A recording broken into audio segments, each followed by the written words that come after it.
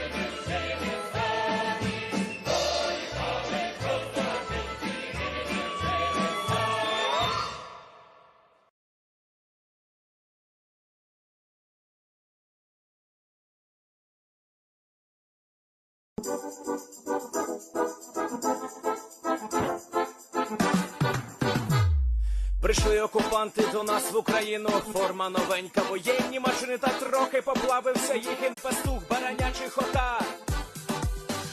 Байрактар, Байрактар. Їх доводи всяке озброєння, різне, потужні ракети, машини залізні, у нас на всі доводи є коментар. Байрактар, Байрактар. Вони захопити хотіли нас зразу, а ми зачаїли на орків образу з російських бандитів, робить примар. Байрактар, Байрактар.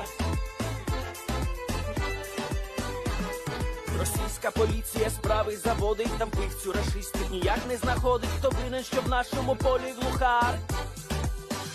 Байрактар, Байрактар. Веде пропаганду кремлівський урод, слова пропаганди ковтає народ, тепер нове слово знає цар. Байрактар. Байрактар. Байрактар. Байрактар. Байрактар.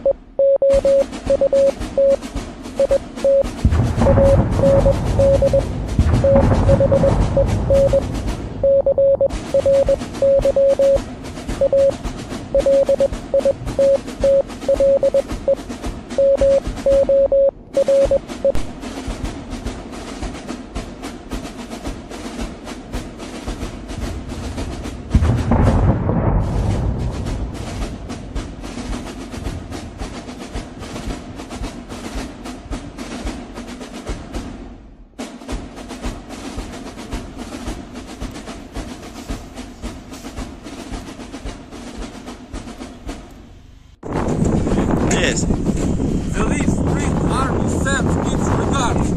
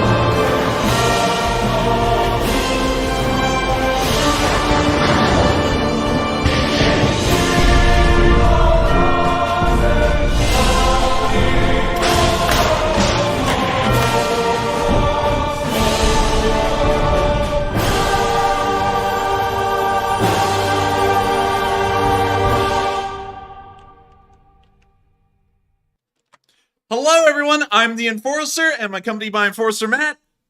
And good evening, everybody. It's Enforcer Matt, and welcome back to day 264 of the news and my favorite night of the week, Fundraiser night. And of course, it is the one and only Sunday that comes every single week. It is the Sunday Fundraiser. And of course, tonight's fundraiser is for Razom for Ukraine. Now, Razom for Ukraine is a fundraiser that's been done a pretty good deal on this channel, but the reason why we're doing it again tonight is because if anyone deserves to be rewarded for what's happened in Kherson recently, it should be the soldiers in the field, and Razom for Ukraine helps to that degree. Razom helps to give stipends and also college scholarships to soldiers and veterans of the Ukrainian Armed Forces, so that way they can go to college and also trade schools, so that way they can set themselves and their families up for a very successful life outside of the military. A lot of people, and especially this is something that is common in the United States and most countries, always wonder, why in the world is it that brave soldiers who go and fight for their countries always come back and usually get a cold shoulder from their own country? And with Razom, we can ensure that Ukrainian soldiers will not suffer a similar fate as some veterans of prior wars here in the US, Britain, and abroad. And so if you would like to help Ukrainian soldiers to get the support that they deserve for being so brave and so valiant, like we have seen in the Kherson counteroffensive,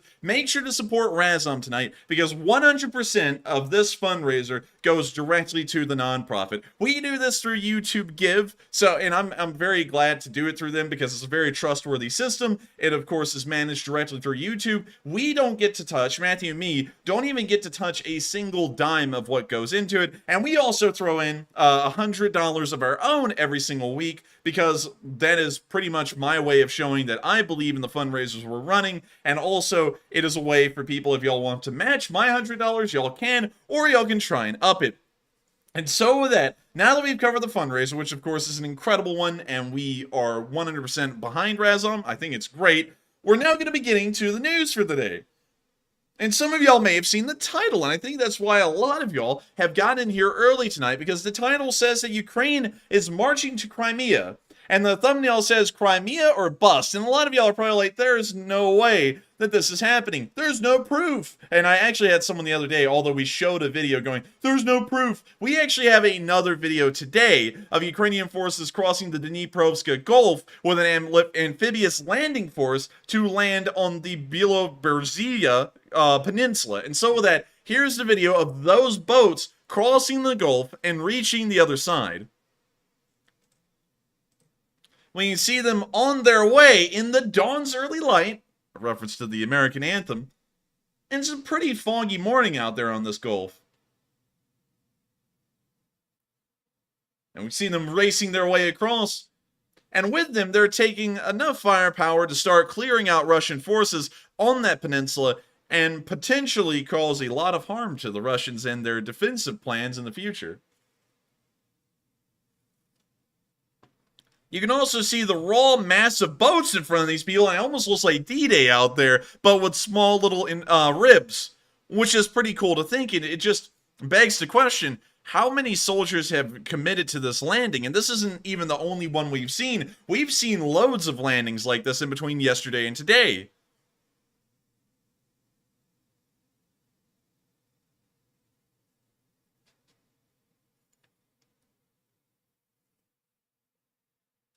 Oh, that must have been great right there, Andy. I was watching that. I was like, it must be wonderful with it being like 40 or 30 degrees over there right now, and to have all that water kind of splash up over the side and onto you while you're filming. Oh, yeah. I'm sure that feels would be great. nasty. Oh, dude, I would tell you, I would get pneumonia just being out there on the water like that. I got to give a huge credit to the Ukrainian Marines who are most likely pulling off this amphibious landing, because it's certainly not a cakewalk just because of the temperatures alone. But with that, it's now time for us to move on from that, and let's talk about what could be happening down in this area. Now, it appears that if the Ukrainians do pull off what we're seeing, I could be wrong again on what the Ukrainians are doing. Once again, they are defying expectations. This area here, this Beloberezhia Peninsula, largely on the northern end, as you can see, is something of a swamp.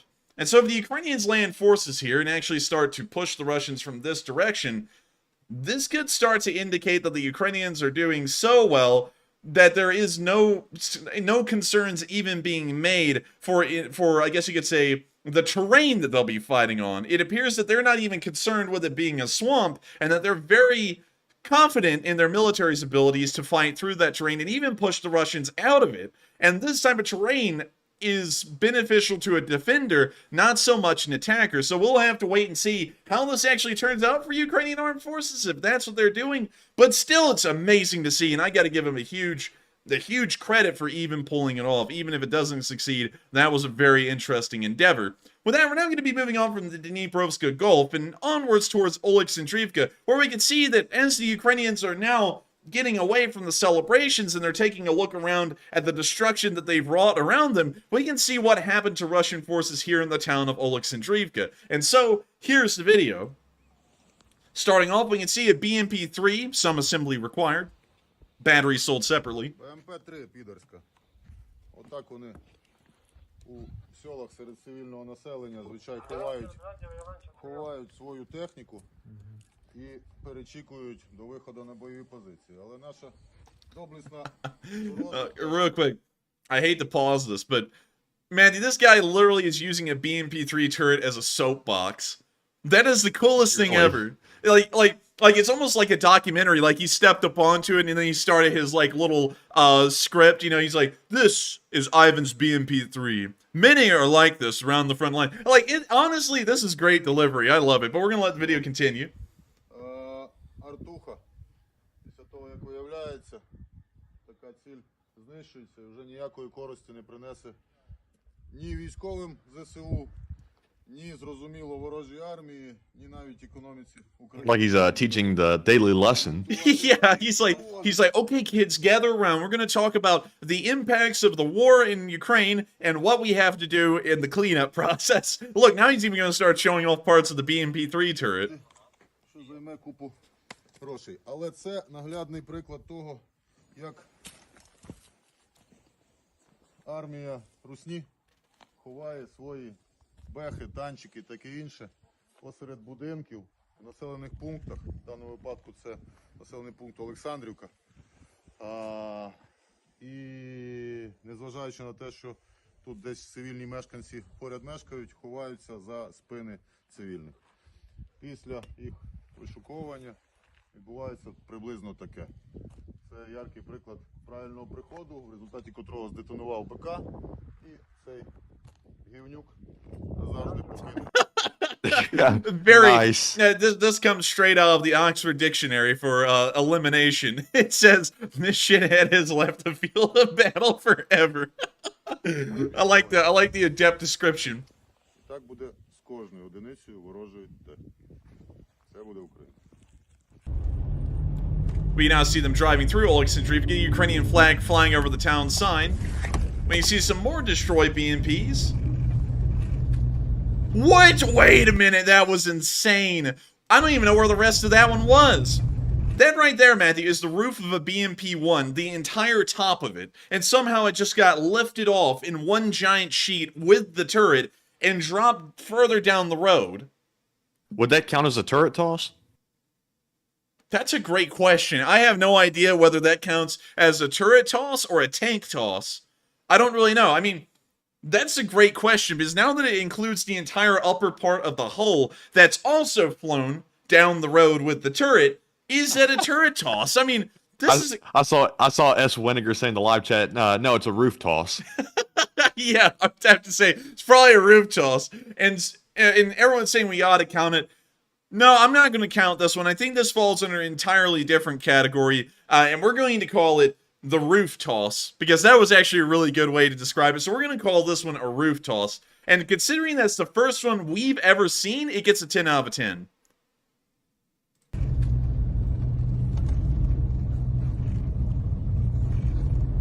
Now see them driving a little bit further down. That might be the BMP. No, it's not. That BMP is just gone. Everything behind the front of the hull has just melted. Oh my god! Now that they're driving through and we just get to see what really happened in this area, some tanks were literally just mangled. That looks like some kind of modern art instead of a tank. You see the remains of some BMP out there in the field and some spare parts scattered about. Багато втрат понесли.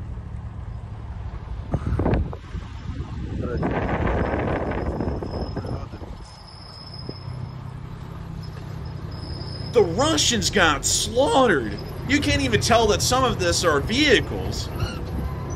Oh, that was a pretty hard break right there. You could even hear it sound like a rat dying. Let's watch that again. Dang.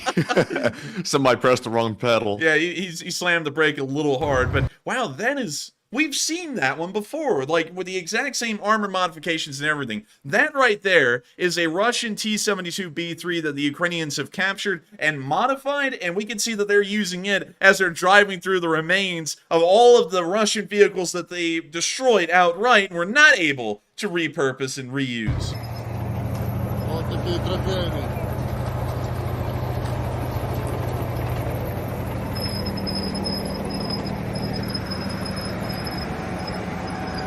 Oh man, they pulled a whole Pimp My Ryan on it too. They put a Ukrainian Trident on the side with the blue and yellow. I mean, they did a number on this tank, getting it upgraded and ready for frontline service. That right there is picture worthy. Or video worthy, which we're seeing right here.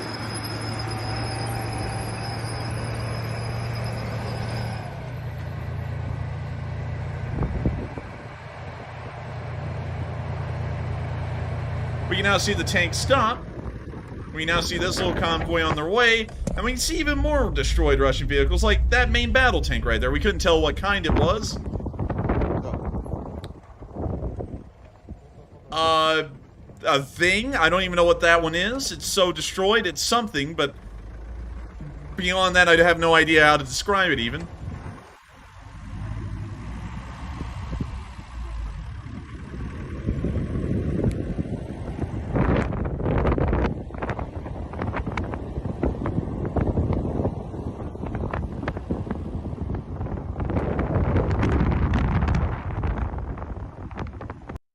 And with that's the end of the video, but you can see that in just the area of Olexandrivka alone, the Russian army was getting obliterated on a daily basis, to the point that most vehicles in that area are completely unrecognizable. We can't even tell what kind of vehicles they were before they were destroyed, because they were destroyed so completely. Also, I have seen some people saying some things about the symbol that was on the side of that tank, that it was an eagle, actually. And I have to say, I actually thought that at the beginning of the war too, but if you pull it up, the Ukrainian Trident, and you type that in, it's actually a trident, it's not an eagle. I thought it was an eagle too, because it does look like it has the shape of a body of an eagle. This would be its tail, and these would be its wings, and it's diving downwards, but it's actually a trident. And so with that, we're now going to be moving on from this little clip of news in Olexandrivka, and we're now going to be moving on into the rest of Kherson, specifically the most important and significant area in the entirety of the Kherson area, Kherson city proper, which was the Chornobaivka airport. A lot of y'all may remember in the earlier part of the war, the Russians began to use this immediately as a supply depot, and as soon as they started using it, it got completely destroyed within a matter of a week. And then the Russians decided, since it was obviously a target that the Ukrainians were in range of hitting and destroying, that they would continue to use it and continue to take on massive amounts of casualties until the very last day that the Russians were in Kherson. And so we've actually seen 2 bits of video showing us the absolute devastation that was caused to Chornobaivka during the entirety of the occupation. And so here's a video of a drone flying over Chornobaivka and showing us what is left of the Russian army. And so with that, here's the video. I gotta mute it because it's playing heavy metal. Might be Starsky's music. But we can see here a whole load of supply trucks destroyed. The Russians actually got to work in this area. They started to dig a decent amount of trenches at this part of the airfield, but didn't save them. Also, just in case if y'all are wondering what that hunk of metal is, that is actually some kind of a, I believe it is a, electronic warfare vehicle, if I remember it correctly. I don't know the exact designation, but it was destroyed. This single unit right here, this single trunk, cost $20 million. We don't even know how much the supporting vehicles around it cost. We can also see, believe it or not, this is crazy, we can see the Mi-24 that those Ukrainians were playing with yesterday. Remember the one where the guy was on the helicopter rotor, Matthew, and it almost like popped it down on his head? Yeah, that is the exact Mi-24 from yesterday. Nice. And we can see that it's abandoned on the runway. We can see the Mi-8 behind it. We can see them looking a little bit further down the runway. And we now see them flying over some other parts of the airfield. This would most likely be on one of the ramps. We can see a destroyed Russian supply truck down there. It's not really looking like it's in great condition. In fact, actually, I might have to change that statement. It looks like it might be a Tor, but I'm not really sure on that one. It's very hard to tell because it's been so completely destroyed. I hate to say that over and over again, but some of these things have been mangled into almost being unrecognizable, and this is one of them.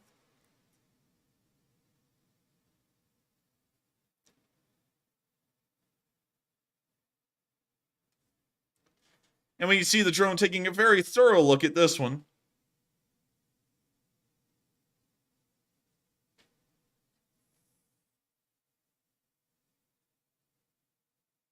I wonder if the Ukrainians are going to reuse that one.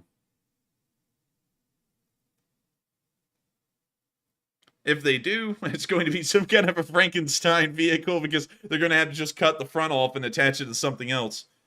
We now see them looking around the rest of the airfield, and now we can see what appears to be a Russian scrap vehicle dump. We can see here a whole bunch of older Ural kind of trucks, a BMP-1 with a Z on it. So these are vehicles that were left over by the Russians.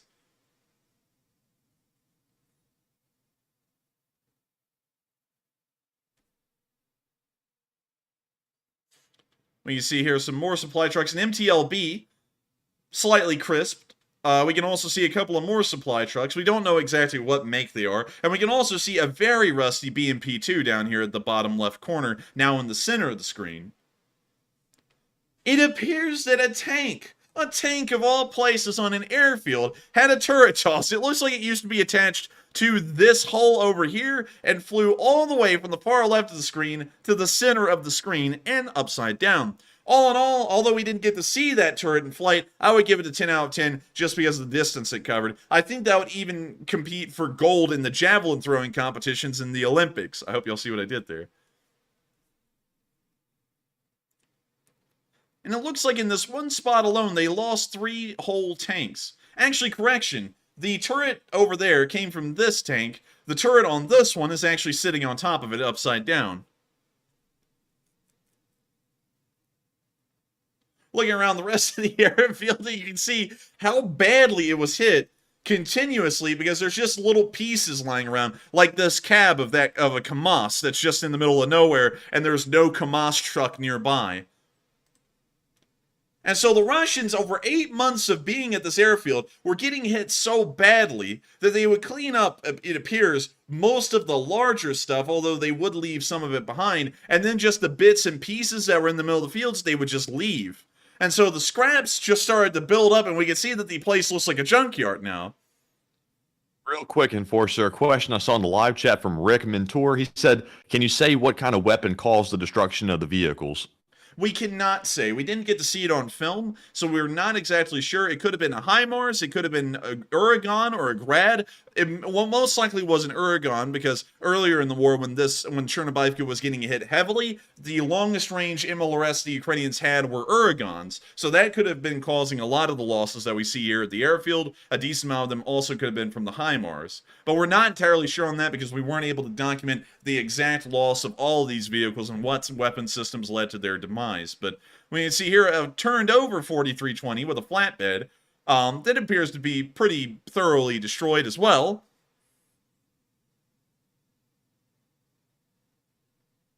And with that, that's the end of the first clip we saw from Chornobaivka, but it doesn't end there. There was a second video that shows even more destroyed vehicles across the Chornobaivka airport. This one was actually taken from the ground. And so with that, here's the video. I can't play that music. That's a tune. That was a nice tune. That was a whole tune. And we can see here another part of the airfield with even more vehicles destroyed in it. We can't even begin to explain which ones are what. Some of them, of course, have been mangled beyond recognition. But we could see at the beginning a T-80, another T-72. It appears to be missing its turret. A couple of other main battle tanks, a couple of supply trucks. and then some unidentified vehicles in the distance, of course, so destroyed we can't even tell what they are. But one thing that we can clearly see in these little videos is that the Russians were taking more losses than the Ukrainians even were able to register. In fact, the last time we saw satellite footage of Chornobaivka, you couldn't even see most of these losses from space. You just could not see them on camera. And so now that the Ukrainians are starting to fly around and get a really good look at what happened at Chornobaivka, the amount of Russian losses in terms of vehicles that we're able to account for may bump up by a couple of dozen here in the next few days in almost every category. I've even heard, although I haven't seen video or picture evidence of this, that the Russians lost 6 additional helicopters at Chornobaivka that were never even accounted for. And so we will be seeing if that is the case. We'll also be trying to find more picture and video evidence of all of the destroyed units and vehicles that were at Chornobaivka. But at the end of the day, this is all we have to report right now from Chornobaivka, but the losses were massive. And it appears that the Russians, and their all-knowing wisdom, weren't able to use 3 brain cells at least to figure out that they ought to move the supply hub somewhere else, and so just kept on racking up losses through the 8 to 9 months of occupation in this area, and this is the end result. Speaking of which, seeing how incompetent Russian forces are and how little intelligence and brain power there is amongst them all, they've decided inside of Russia, with their all-knowing intelligence and wisdom, that it's time to start talking about an open war with the West. And you know, they're so smart that they're even laying out their entire battle plan on Russian state TV. And so let's go take a look at this Russians' wet dream. That's the only way I can explain this. So let's take a look at it and let's see what they're talking about. According to, and real quick to summarize this before we watch it, according to this Russian commentator, which he's about to lay out the entire plan that the Russian Ministry of Defense has, they're planning on taking the Gotland Island from Sweden, and I'll show you all this on Google Maps so that way you'll get a perspective of what they're talking about. They say that they can take the Gotland Island right here in the middle of the Baltic Sea, as well as all of the Baltic states within about 24 hours. So having that timetable and knowing how much land they're talking about, let's watch this and let's see what they plan on doing. Территории шведского острова Готланд садятся российские военно-транспортные самолеты, которые доставили туда зенитные ракетные системы С-400. Калининградская группировка российской армии и белорусские вооруженные силы. Oh, look, this is genius, Matthew. It's so smart. It's not like the West is prepared for this or anything, but they plan on sending an amphibious landing force to Gotland Island in the middle of the Baltic Sea to take it.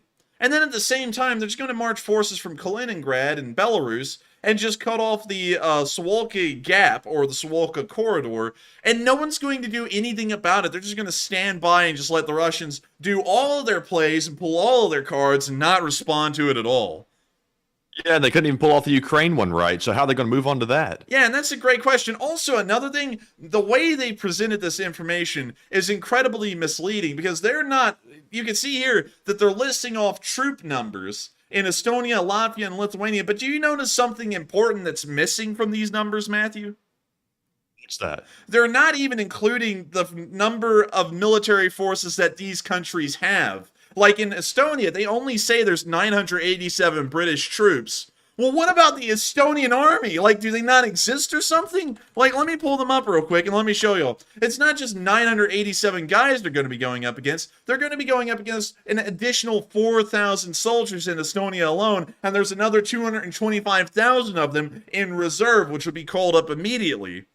Like, come on, it's like this is just a blatant misrepresentation. On top of that, let's look at Lithuania, which will probably be the most important linchpin in this entire situation, this entire hypothetical scenario. They have alone 23,000 troops in their armed forces and 14,150 paramilitary, which I'm assuming would be something like the police force. And so going off of that alone, they're not going up against, 1,271 troops from Germany. Add another 20,000, another 40,000 to that, and that's what they're really going up against. Калининградская группировка. Also, another thing, I like how they have the GTA heist music playing in the background, like they have this all figured out, and it's just going to go off without a hitch. I mean, like, this is just seriously. stupid. So cringe. Российской армии и белорусские вооруженные силы.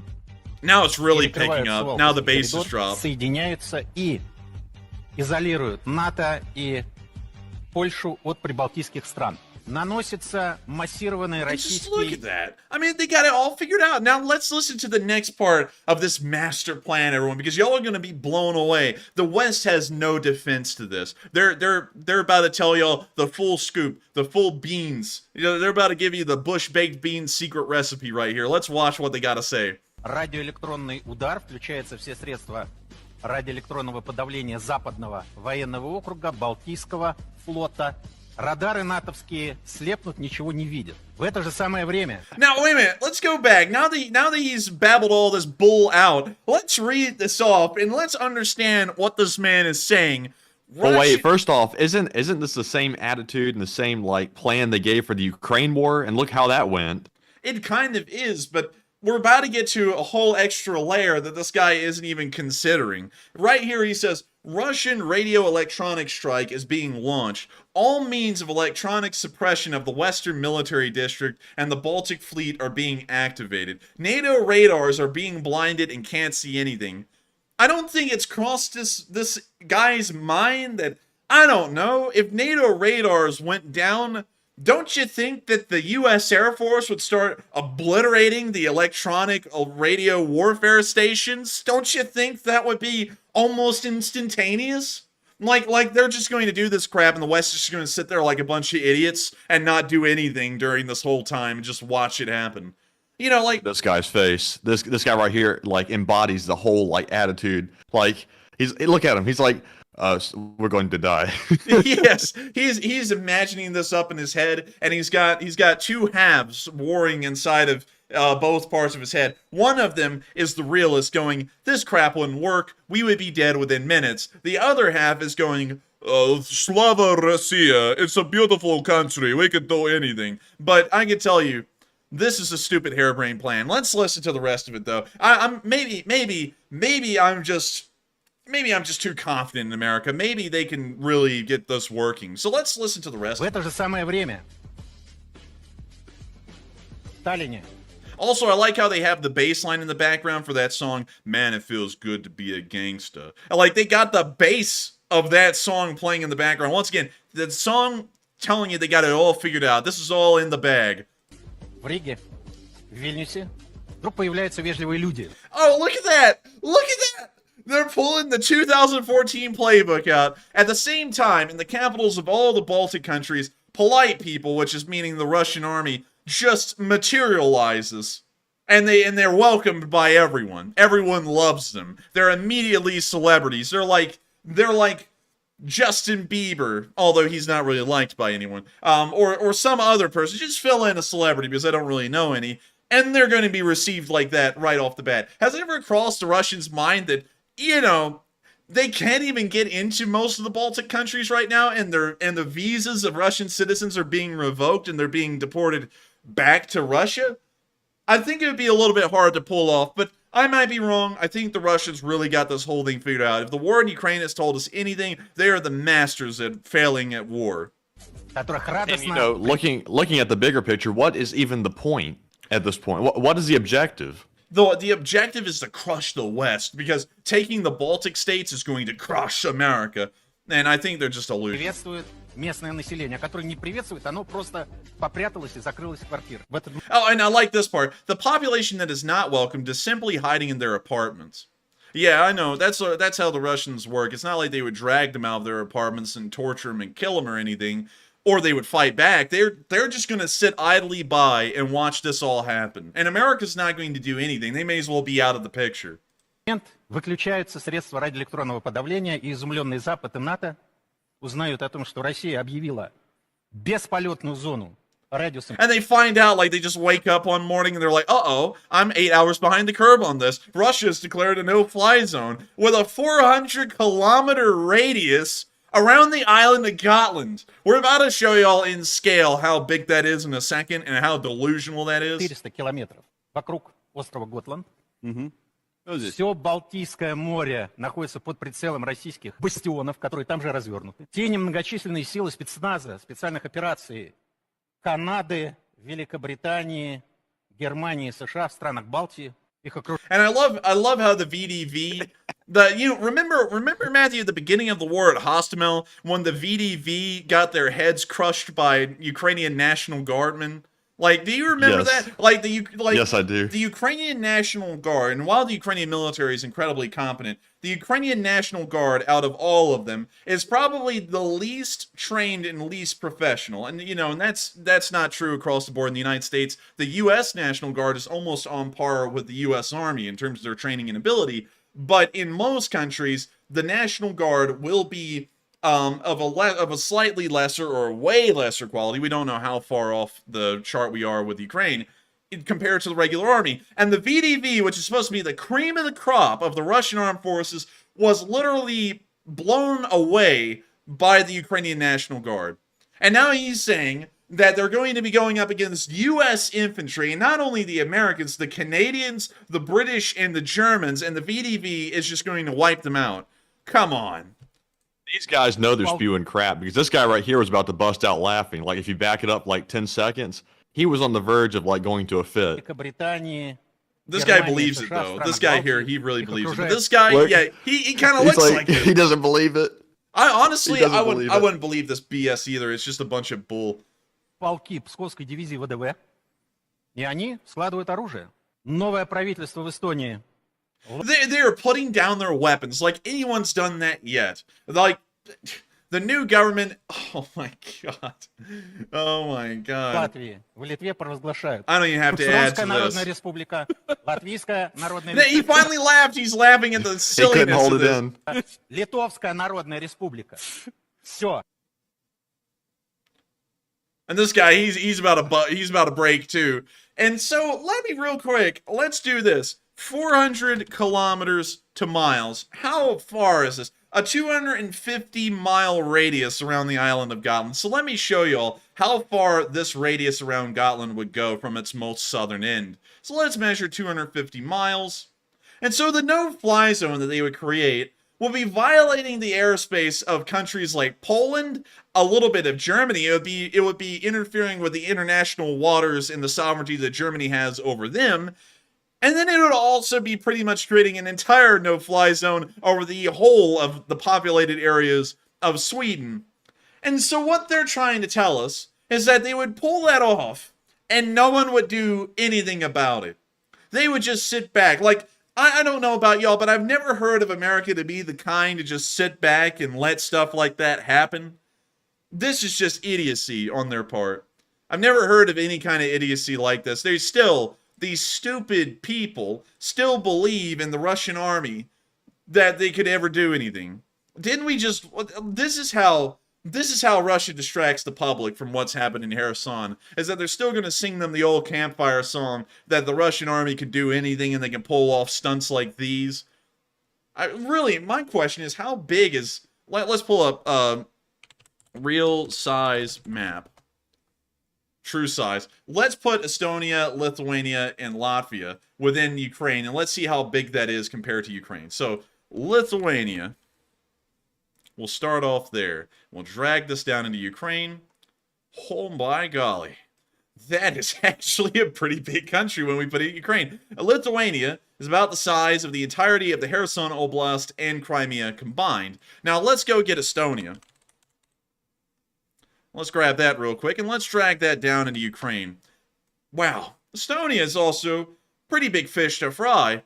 In fact, it's about 3 times the size. Well, actually, it's the size of the entirety of the Donetsk and Luhansk republics put together.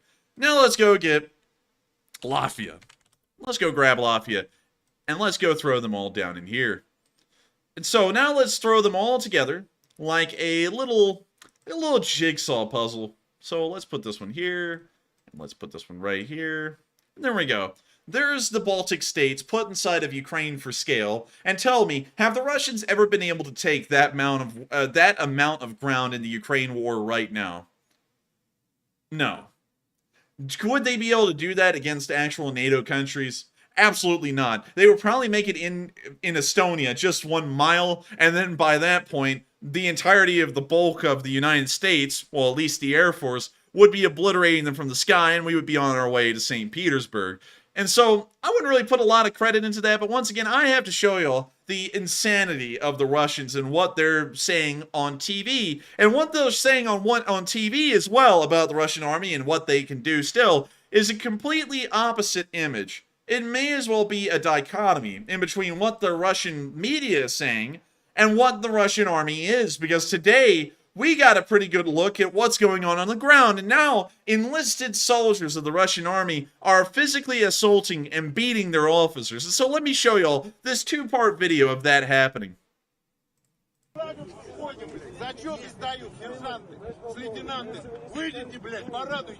We can see an enlisted man being a little bit belligerent to this incredibly short officer.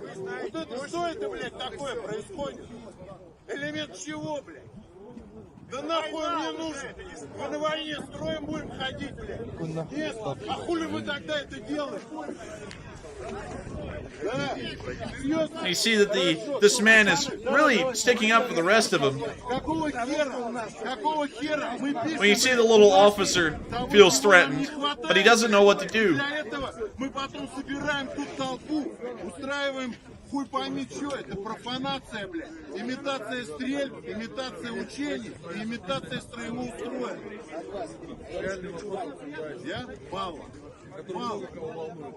По 15 патронов нахуй приходи стрелять. Зарядив их 2 рожка, изобразив, блядь, воображаемого противника на танковом полигоне. Воображаемому противнику. What? Oh my gosh, man, dude, this guy is rapping the set. Yeah, really. That's like something a rapper would do, isn't it? Like that same like hand signal and hand motions and everything. Like, look at that. He's like, I come from Compton, man. I pull out the gap. This guy's from the streets. He is from the streets.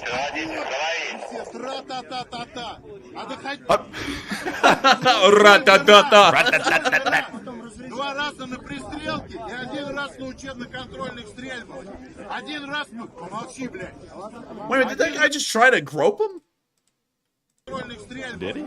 1 раз мы... Помолчи, блядь. Wait, it seems like it. Like he was like caressing his arm, and this guy was like, no, not now. He's like, later, honey, later. You know how the Russian army is. Yeah. Какое-то обслаживание. Вас самих привести, посмотреть, может, внимательно. Со мной побегаете, послаживаете. Where's the fight, though? Oh, it's coming. Сейчас побегаем, послаживаемся. Ра-та-та-та-та. Пацаны, я начал, я закончу. Базар идет пока только со стороны Минобороны. Как никакого базара?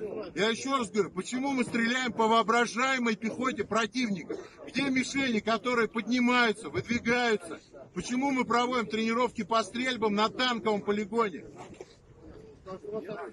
We see the little officers finally gotten a word in, and this man who looks kind of like the Russian version of Jeremy Clarkson is still laying into him. See, look, they even laughed at that joke I made, and this happened like 8 hours ago.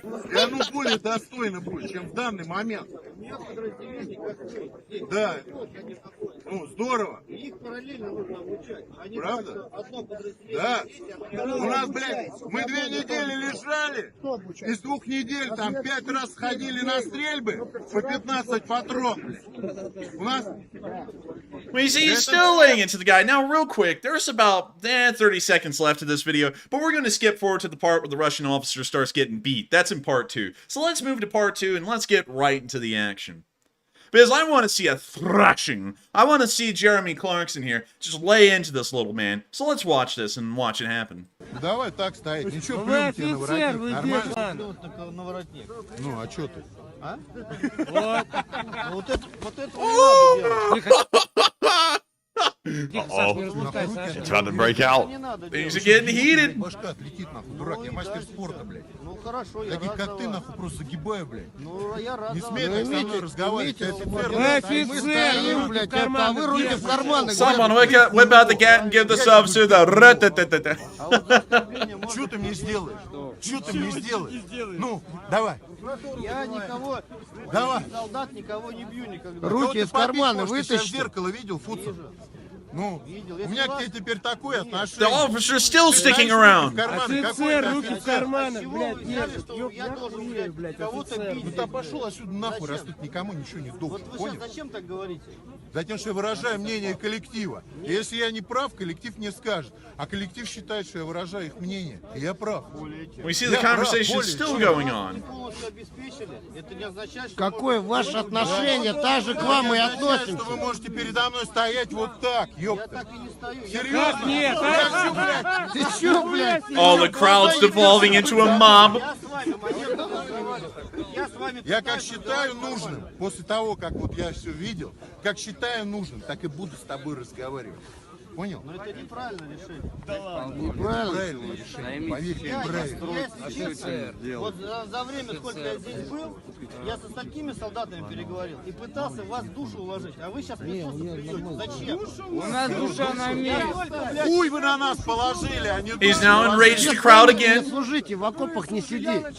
This man is roasting his fist. Рассказываешь о чем-то. Мы завтра уйдем, вы про нас забудете. Не несите чушь, блядь. Откровенную хуйню. And with that, that's the end of the video. But you can see that if the Russians really tried to invade the Baltics, they probably wouldn't survive past the training camps because they would kill each other there first, and they'd probably kill off the officers. One thing that's really amazing to me, and I don't know if I'm the only one who sees this or not, but it always blows me away that Russian officers will sit here and get into these long, drawn-out arguments with their entire unit, and that discipline has collapsed so much that the enlisted are practically running the show and the officers are just there for the ride and kind of used as punching bags. But once again, this is quality Russian military stuff, and I'm not one to interfere with the second best military in Ukraine. And so with that, we're now going to be moving on from that little bit of news, and we're now going to be moving back down to Kherson to continue on with all of the great news that we got from Kherson City today, along with some other stuff that we've been seeing as the front line is now calming down and it's now being solidified on the Dnipro River. But before we move on to that, we've got to check out this fundraiser because it seems that it's going in at pretty good speed. And so with that, what do we got, Matthew?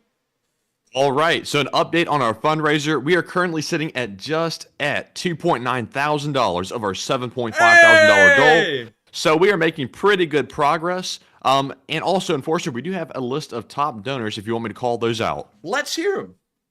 All right, so up first, we have a $200 donation from DCC Prime 1. We also have several $100 donations. We have one from some guy called The Enforcer. Then we have one from Malachite, S. Winiger, Trevor Ozel, Guns SMFL. We have a $75 donation from Susan G, as well as several $50 donations. The first one is from Misk77.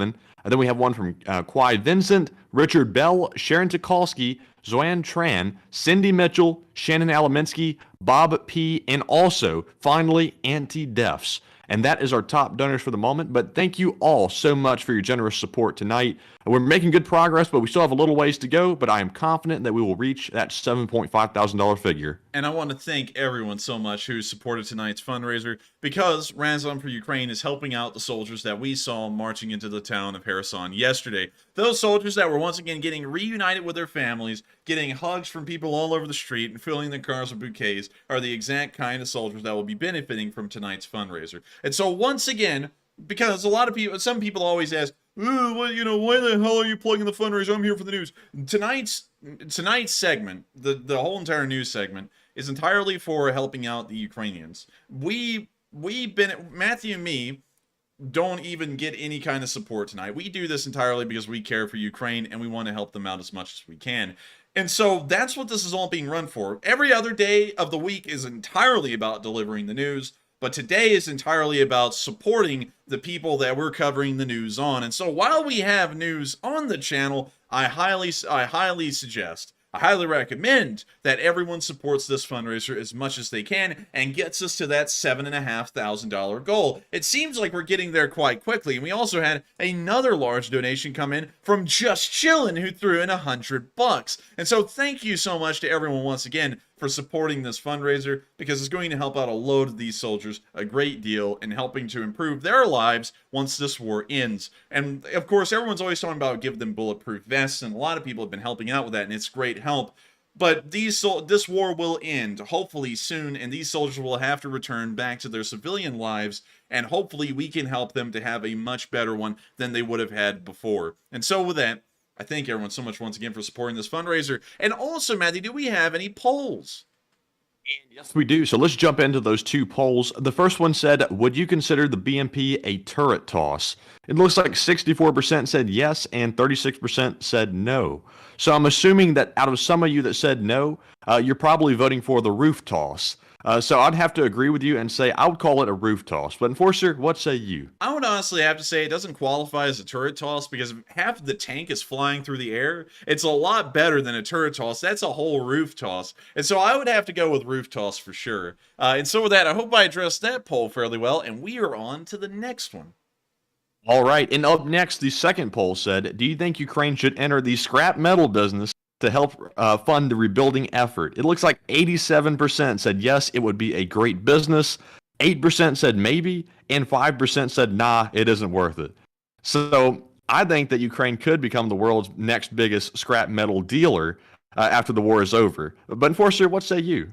I would have to say they are definitely going to be in the scrap metal business, and that's not even a joke. That's serious business right there. There is loads of aluminum, steel, and all other kinds of metals that are inside of a large amount of these vehicles, and they're now sitting out there as mangled wrecks in the middle of Ukraine. They will have to get them out of there eventually. They're not going to leave that stuff around forever, and when they do, they could definitely sell that all for a quick buck, and honestly, it's not going to be a quick buck. That's going to be a long, never-ending buck of getting these vehicles out and selling them wholesale for the raw materials they're made of. And so I think that Ukraine really will, seriously, be in the scrap metal business probably for several years after the war as they continue to clean up the remnants of the Russian army. And so with that, I hope we addressed that poll fairly well as well.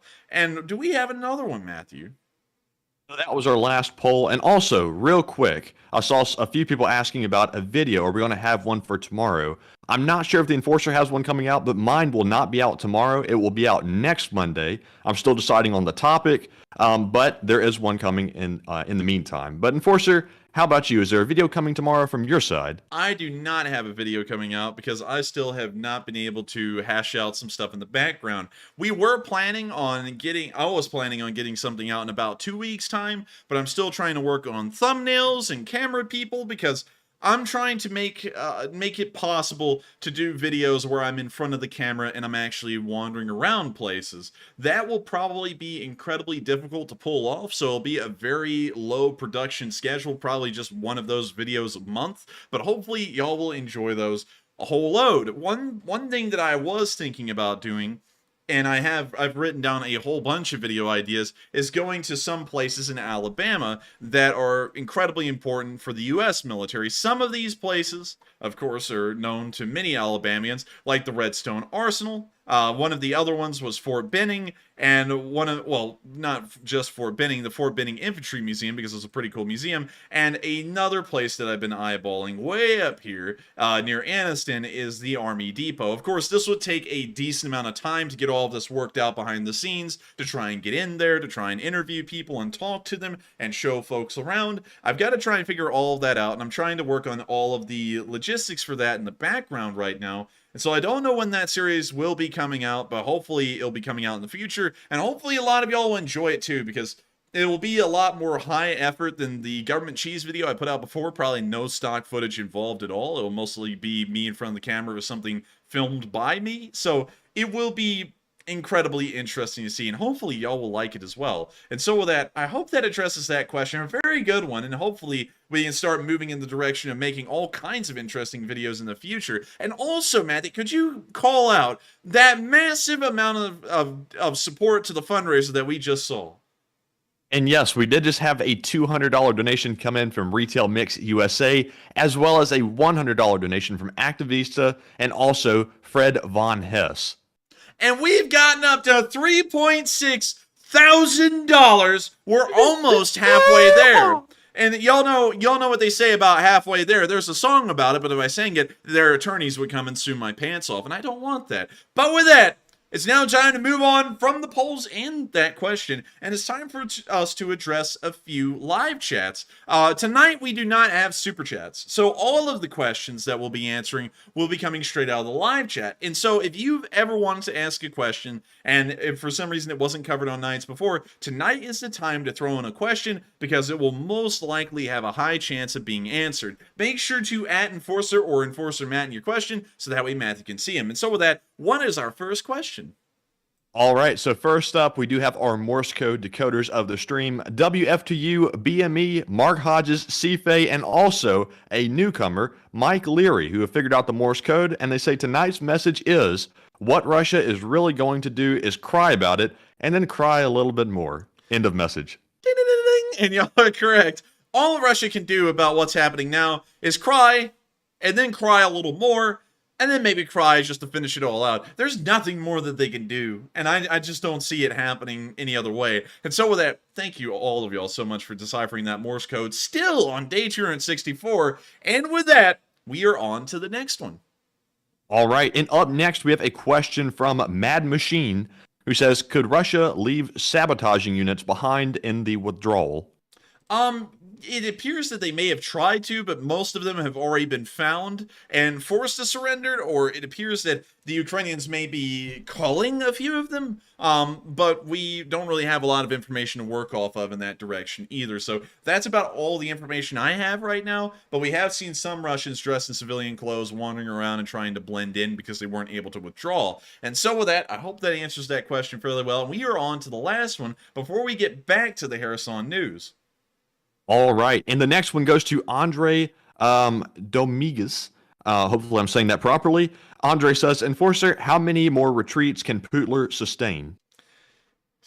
That's a tough one to answer, because it seems like he's already getting backlash for the Kherson retreat, although it's very unclear whether he really is or isn't, but we have heard indications that he may be. However, I think that he can only suffer about 2 or 3 more until the war is lost, and it's just viewed as a lost cause in Russia. That's what I'm seeing right now. I could be wrong, but I'm thinking it will most likely be around 2 or 3. I already know, like, the general gists of the amount of land that the Ukrainians would probably be taking in these upcoming advances, although the Ukrainians are now consistently proving everything I say wrong, so take that with a massive amount of salt. But I think that it will only be about 2 or 3 more. And so with that, I hope we answered that question fairly well. Also, thank you so much to everyone again who's been throwing in mass amounts of support to tonight's fundraiser. Thank you to Mark, Slava Ukraini, who donated 200 Canadian, and also the away team, who donated $100. It's always interesting to see that the away team is supporting the fundraiser so much, because usually they're the ones playing from out of town. But with that, we're now going to be moving on back into Kherson, where we can see in Kherson City, the fun is still continuing, as the Ukrainians are now flying the Ukrainian flag over the administrative building today. And so, here's the video. And when you see they're having a fun time up there on the roof, and they're now looking down at the crowd, which is going absolutely ham. Now we gotta mute it because that is really copyrighted. But they're having a fun time up there on the roof. And when you see this man says he loves his country, and before he said that, I wasn't really sure. I thought he kind of hated Ukraine, but it looks like he really likes it. Of course, I'm just kidding. But with that, it's time for us to move on to the next clip from Kherson, where we can also see that the Russians have ended up using their Space Force. That's right. If you're in the Russian Space Force, you're not in an office typing away at a computer like I do. No. You were in the front lines of Kherson because they took a patch off of a Russian. And it turns out that this patch comes from none other than the 14th Command and Measurements Complex of the Russian Space Force. And so Russian Space Force troops were on the front lines fighting, and one of them was captured, and this patch was ripped off, and they found out that the Russians are so desperate for manpower of any kind that they're even starting to cannibalize pretty much paper-pushing units in the Russian Space Force and use them on the front lines as well. If that doesn't tell you how desperate they are, I don't know what does. That already shows that they're pulling off last-ditch efforts. On top of that crappy little gun we saw the other day that was made out of, like, straight pipes and stuff, it's a lost cause. And the Russians on the other side of the river are probably over there with some thick glasses on going, "Oh, man, I signed up in the Space Force. I didn't sign up for this." As the Ukrainians are crossing to the other side. But with that, it's now time for us to move out of Kherson into the Antonovsky Bridge, because today we got some drone footage showing us what the bridge really looks like from the air. So we got a really good look at the condition of this bridge.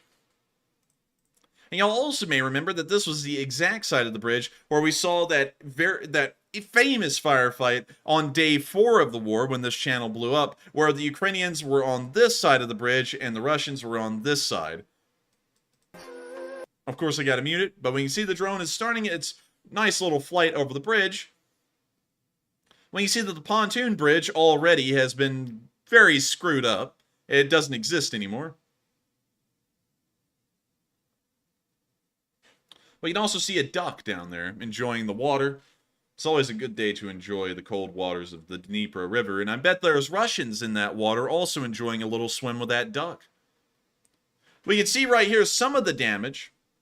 If the drone pans up, you can also see some of the damage that the Ukrainians committed to the pontoon bridge. You can actually see the puncture holes of the HIMARS missiles. And you can see up here on the actual bridge, you can see how much damage the Ukrainian HIMARS ended up doing to this bridge segment as well. And it was literally unusable to any kind of Russian road vehicles. Soldiers could probably walk across, but vehicles were out of the question.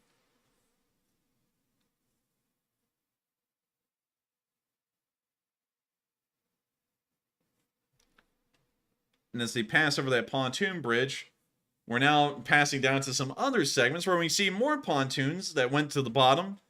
They're not really doing a good job of the whole floating pontoony thing. It looks like they're more so sinky-winky, so I wouldn't say that they're good pontoony-woonies. But we can see as they're flying over the bridge here, looks like the Russians knocked out this span, or the Ukrainians destroyed it to completion. We're not sure which. And this is the part that the Russians intentionally blew up to stop the Ukrainians from crossing right over.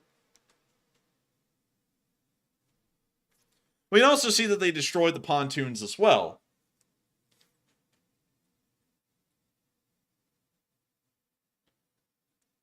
And so I guess you could say that it finally happened.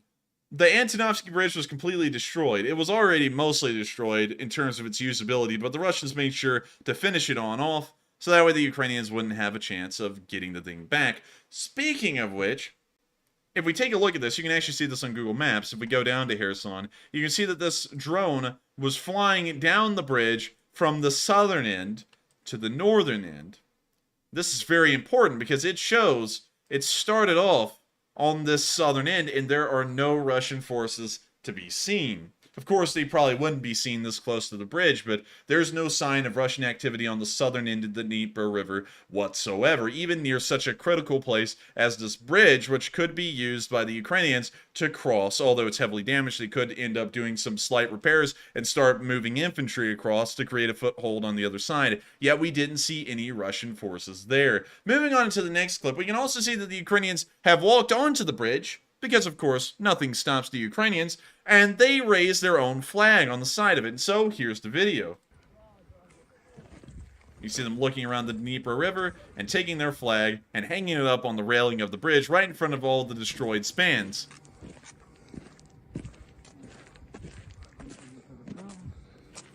Надо любоваться за тех ребят, которые этого момента не дождались.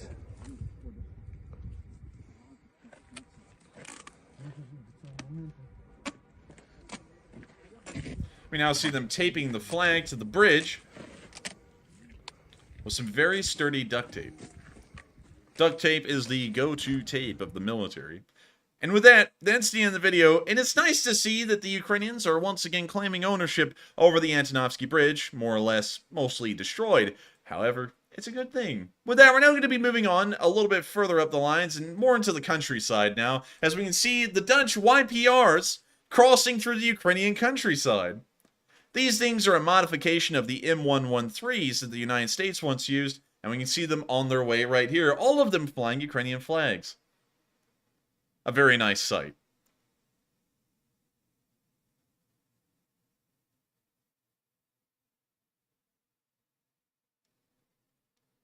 We see them all on their way, being followed up by an armored car. And with that, that's the end of the video. But it's really nice to see that these YPRs are on the move, and it's always good to know that there's a lot of Western equipment that has been helping the Ukrainians so far in this war, and specifically in Kherson.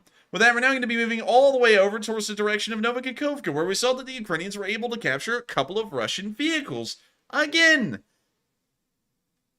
It looks like Tony didn't do a good job of sabotaging the vehicles that they left behind. Трофей, бля, ебать, давай нахуй, а?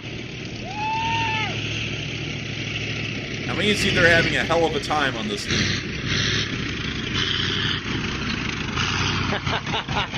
Damn. That thing's like a straight pipe. Сюда поворачивай. You can hear that thing coming from 2 miles away. Kind of sounds ungodly.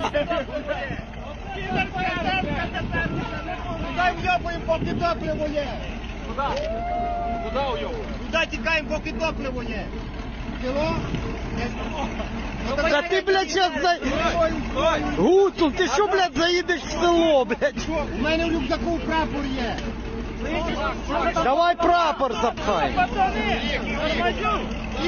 Well, that's the end of the video, but once again, the Ukrainians have gotten a free MTLB. Not the most impressive thing on the front lines, but still, this thing can be converted into Ukrainian use and used quite well to transport troops and a small amount of supplies around if need be. With that, we're now going to be moving a little bit further north and east, where we can see that an open-air storage was captured, thanks to the efforts of the Russian Lend-Lease, which has so graciously helped Ukrainian Soviet-era artillery to keep on churning away the fire on Russian forces. You see them looking around and just so much free ammo.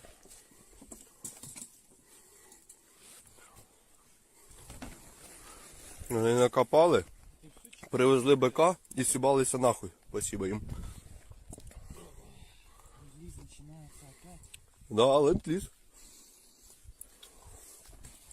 See them checking out more of the ammo crates. It's great to know that the Ukrainian drones didn't end up destroying this thing, and now the Ukrainians get it intact.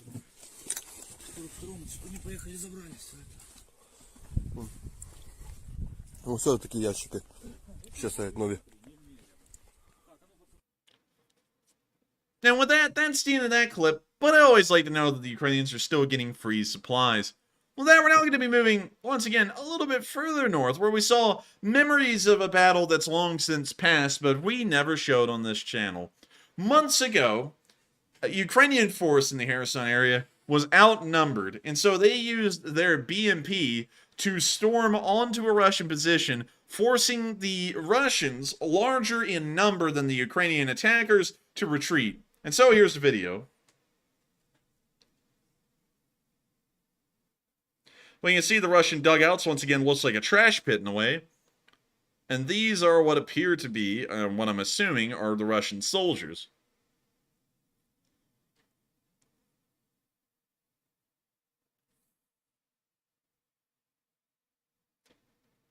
Well, you now see the Ukrainian BMP racing down the dirt path at about 50 miles an hour. Looks like the engine has been slightly damaged, and they're not stopping, baby. They're going all the way. They're going right for the Russians.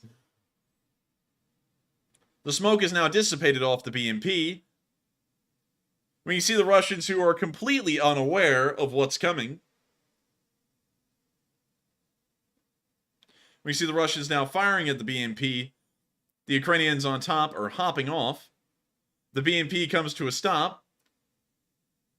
The Ukrainians are now immediately charging the Russians. We can see all the Russians literally standing over here like some kind of like Joe Curly and Moe kind of skit. Like, Jay Curly, what's going on? I don't know, man. It's like the Ukrainians are literally running up to their positions and laying down the heat.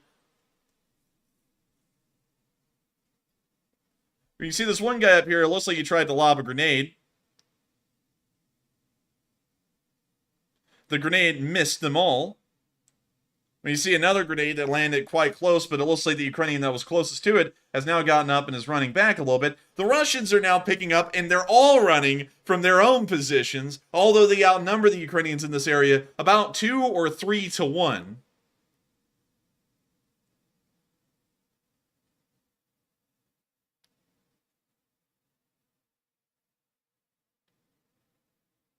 We now see one Russian fired an RPG. We don't know where it went. It didn't hit the BMP.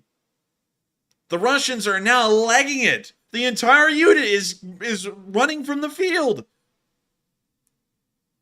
And now when you see the last two guys, now that they kind of screen for the rest of the runoff, now they're running off as well. And the Ukrainians won a battle where they were outnumbered. You know, this once again goes to tell me, and I hope it goes to show a lot of you all who are viewers, that the Russians are cowards whenever they fight Ukrainian forces and they're using 12 guys to fight 3.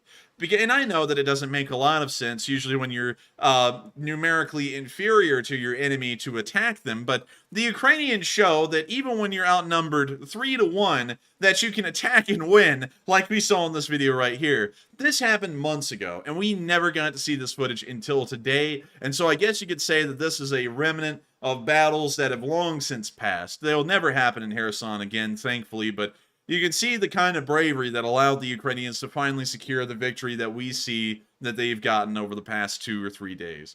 This is the kind of bravery that will allow Ukraine to keep on marching all the way to Crimea and eventually win it back. And so with that, we're now going to be moving on from this clip, and we're now going to be moving to our last bit of news from the Kherson area before we move on, where we can see the leftovers of an empty battlefield near Dnipro.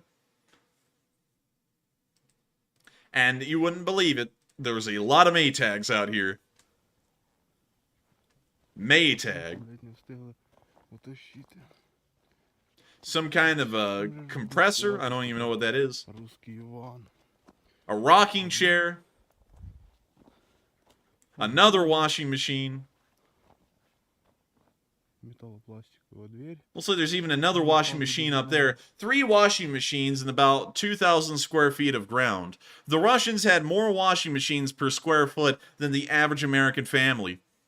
Really interesting to see, and it's once again showing the legacy that the Russians are leaving behind. They ended up being nothing more than a bunch of armed thugs and criminals that stole washing machines. That's their only legacy they have left. Hopefully the Ukrainians can return all the washing machines, although some of them look like they're kind of a little spent, may not be usable again. And so with that, we're now going to be moving out of Kherson, but once again, the news is looking good. Ukrainian forces are still advancing even over the open waters of the Dniprovsk Gulf and also the Dnipro River, and we may see that Ukrainian forces do not stop their offensive even when they're reaching these massive barriers like the Dnipro River is.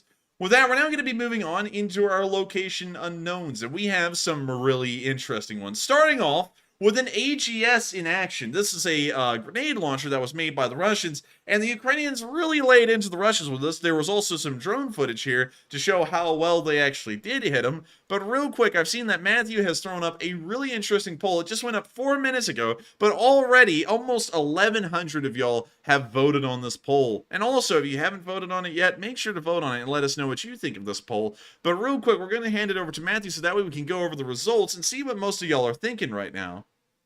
All right, so to cover this poll, the question is, should NATO start a campaign to retrofit captured Russian tanks for use by the Ukrainian army? It looks like 76% said yes, send the mechanics and do it. 13% said maybe, but I'm not sure. And 11% said no, just use what you have. Now for me, I think that would be a really good idea. I know Ukraine's already working on retrofitting and repairing tanks, but they could always use some extra help. I think that would be a good assistance that we could give to Ukraine. But Enforcer, what do you think? I would say that sending over mechanics to help refit these tanks or even improve them would be a great thing to do. We already know that U.S. inspectors are on the ground inside of Ukraine, so we're already, I guess you could say, filling in a bit of an advisory role, kind of like we would in Vietnam during the 50s all the way up to 1965. And so I would say all power to it. Send over some mechanics and let's help them to get as many vehicles operational in Ukrainian service as possible and up to as high a spec as we possibly can get them. And so with that, I hope that addresses that poll fairly well. And we are on into the next one. All right, and the second poll said, do you think Ukraine still faces an uphill battle to retake all the land that has been taken? It looks like 80% said yes, they still have a long fight. 10% said I'm not sure, and 11% said no, they will wrap this up soon. Now for me, I think that even though they're making really good progress, it's still a pretty long fight left, but Ukraine has proven themselves to be very capable of getting it done. But Enforcer, what say you? I would have to say, I think it could be over somewhat soon. I still want to be too optimistic because I think that Christmas is a little too soon. I feel like it'll most likely be over by the mid to late spring. I feel like that's a very realistic timetable to work off of right now because there is still a massive amount of ground to cover. But one thing that I found interesting today, Ukraine map. Let me see if I can show you all one that shows all the land they've recaptured so far. Ukraine invasion map. Maybe that'll show us one. So, let me go to Google Images. Let me go over here. Let me go over here. Let me go down here. I don't think I can find one, sadly. But still, one thing that's amazing is that the Ukrainians have recaptured almost over half of the land that the Russians had controlled at the peak of the war. And I think that's unbelievably impressive, especially coming from a nation like Ukraine that on paper and realistically shouldn't have put up as much of resistance to Russia. I mean, you know, it's even I didn't expect them to fall in a week, but I did expect that they would have an incredibly tough time at the very onset of the war. And we can still see that 9 months in nearly, they are beating the Russians back and they're actually winning the war. And so with that, I hope I addressed that poll fairly well because I think that they will be able to win. It won't be incredibly soon. It won't be within a month, but it will be within the next few months. And so with that, we are on to the next poll if we have one. And if not, I'm actually seeing someone throw in a really interesting question. So what do we got on that? All right, so we're all done with our polls for now, but real quick, we are currently sitting at $4.9 thousand on the fundraiser. Big yeehaw, and that was a pretty decent one. And we also have a few top donors as well. We have a $200 donation from Brendan Henderson. We have a $150 from Oats Air. I messed it up as I put it in there the different way. Yes. And we also have a $100 donation from Akko Kemney, who I'm probably butchering their name. We also have $250. So we have one from AFA78DJD and also Dad Good. So thank you all very much for that very generous support. And Enforcer, what say you? And I've got to thank you all so much. In between the last time we looked at the fundraiser and now, we have gotten a whole, I believe it's like another $2,000 towards the $7.5 thousand goal of tonight.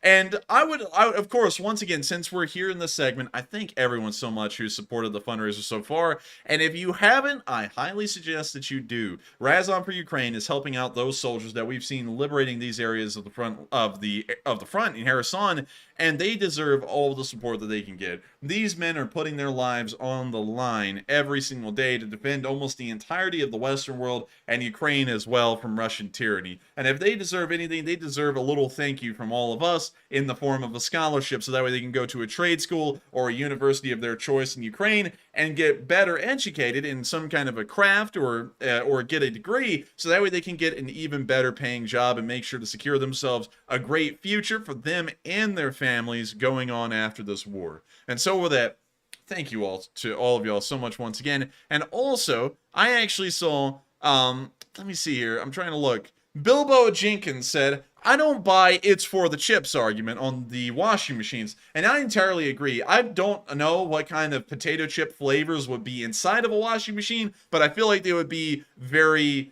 nasty tasting. But with that, let's get to the questions.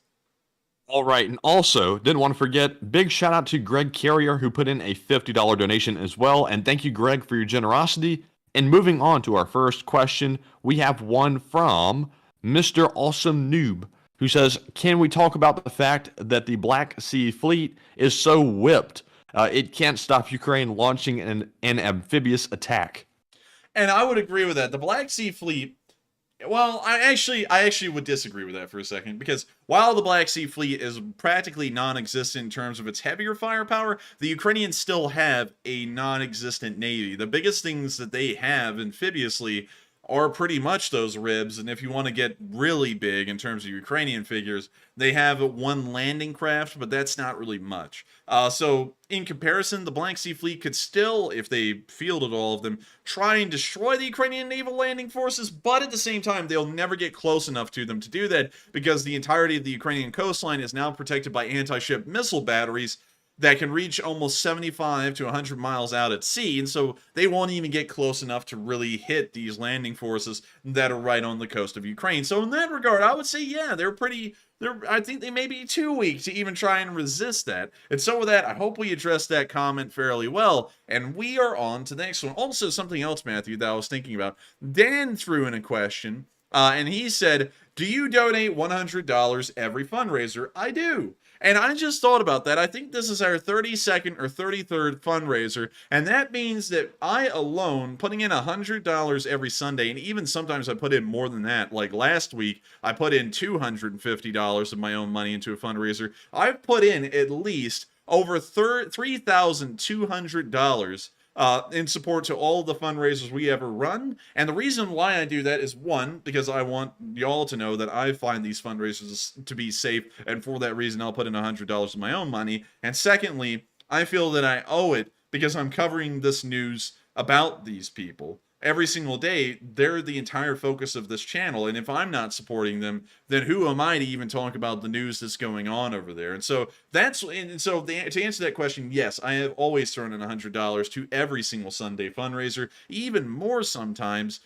just because I like to do that. It makes me feel good. It's good to know that I'm helping out, and now that I put that into figures, it's like, dang, that's like $3.5 thousand, which is a decent bit. Still not as big as an amount of support from Mark, Slavo Ukraini, or Naria, but still, that's pretty crazy to think about. But with that, we are going to be moving on to the next question. All right, and the next question goes to Andrew, who says, would it be effective to use barrage balloons modernized to defend fixed ground targets in Ukraine? I would say that it would be effective. I feel like if these barrage balloons had a net hanging below them, that would be even more effective. So to answer that question in short, yes, I think that there would be room for some kind of barrage balloon defenses. I feel like it will more so be net-based than wire-based, like the ones in World War II were, but I still think that there is a lot of room for potential in that kind of idea. And so with that, I hope we addressed that question fairly well, and we have reached the end of this question segment. We're now going to be moving on into our location unknowns to check out that clip I was telling you all about earlier, where we saw a Ukrainian AGS grenade launcher in action. Also, not applicable, there is no way to donate via Cash App. It's through YouTube Give, so there's really no way for me to accept donations through PayPal or Cash App or anything like that. And also, if that happened, there's a lot of credibility issues that I find, like how in the world do y'all have proof that it's actually going to this fundraiser? And so that's why we don't do that. It has to be through YouTube Give itself. But with that, here's the video.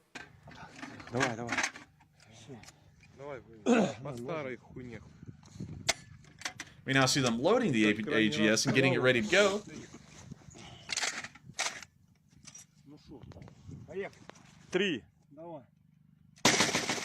We now see them firing the AGS and taking a look on the drone as to where those shots are landing.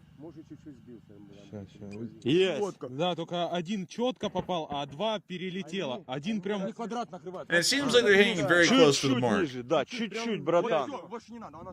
Все, давай. 3. Give him the old рататата. Сейчас глянем. Один опять залетел, получается, вот, один. Давай чуть-чуть. Once again, landing right on the mark. They're telling him to lay into him. Места нет, они уже с того места поразбегались. Давай чуть-чуть правее, потом левее еще. Чуть-чуть вправо. Оп, все, хорош, есть. Просто что он квадратом, да, бьет. Он не бьет точно. Он квадратом накрывает. Есть. Давай туда! Right on the mark. Ебашь! Не право, нахуя ты право? Все, вот так, да. Вот этот надо... Хорош, хорош! He's now laying into him. Come on, give him the old рататата. Все, сваливаем, блядь. Guys, you can't be laughing. You're obliterating Russians. You can't be laughing. Четко нахуй вообще. And they're out of there already. I mean, like, hell, they picked up that AGS and ran off with it quicker than some people in the United States get under your car and steal your catalytic converter. I mean, like, just look at them go. Yeah! Like, they cheered, they had a good moment, they're like, all right, time to leave. And they pick it up, and they're gone already. Четко нахуй, вообще пидорасов накрыли. They're running with it like a bunch of bad kids that just did something bad. Yeah, it's a devious lick. And so with that, that's the end of the video. And it's nice to see they obliterated another Russian position with a very venerable AGS grenade launcher. With that, we're now going to be moving on to the next clip of news, which I don't even know what the hell went on here, so I'm just going to show it to y'all, and we're going to all decipher it together as a team. Because if we know anything, the Lee Spring Army can do anything if we all put our heads together. I don't know what this is achieving.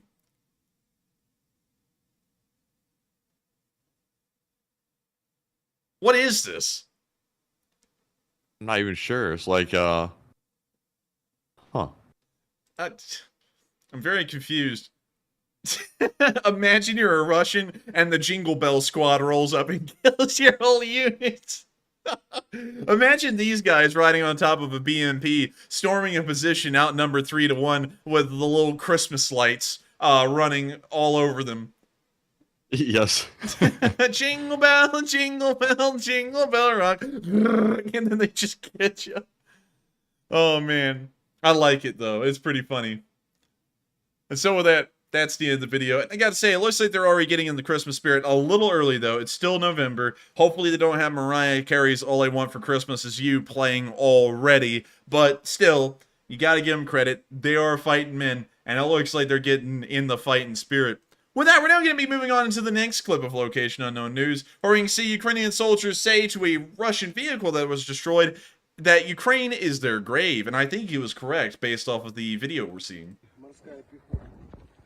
Ехали, сука, до сих пор в шапках-ушанках ходят, дебилы, сука. Украина — это не ваш дом, Украина — это ваша могила. Идем дальше.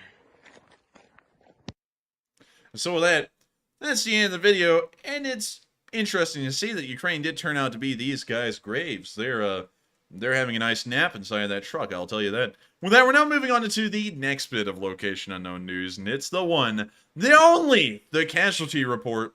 What kind of casualties do we have today, Mr. Putin? Oh, wow, 650 soldiers lost again today. And there hasn't even been any frontline changes to really speak of today, and they're still losing 650 guys a day. They lost another 12 armored personnel carriers, they lost another 16 supply trucks, 2 tanks, 8 artillery pieces, a drone, an anti-aircraft system, and that's about it. The amount of troop losses is still unbelievable. They are trying to speed run their way to 100,000 killed before the end of the year, and I think that they will reach it with these kinds of casualty numbers in mind. So, with that, once again, take a look at these casualty numbers, and remember, every single Russian soldier that's added to this report every single day is another Russian bot that is crying at home. We will probably be bringing out the bots of the tiers of Russian bot mugs again in the future, because I know that there's got to be enough to fill up all of these mugs. And so with that, we're now going to be moving on from that little bit of Location Unknown News and on into our next bit, where we saw that the Ukrainians captured an OSA. And I gotta tell you that these OSAs are OSA special. We can see it right here. We can also hear them playing some music as they're driving away this OSA with their MTLB. We see the soldiers are flying a flag on top of it, and are really taking a good look around and enjoying the captured vehicle. Also, I like the skull mask. Pretty cool. That's kind of a raunchy looking vehicle, I gotta say. The OSA? Yeah, it's a little strange looking. Yeah, it is. It is really strange. A lot of Russian vehicles are strange. If you think that looks strange, let me show you this this thing here. Hang on. Let me think of it. This thing is not. I'm trying to think of it. SU-19? Yeah, SU-15. SU-15. Ew. Oh, that's not that bad, but that other vehicle is rough. Oh, man. If you think that's not bad, let me show you some other stuff that the Russians made. The AA-20 locomotive.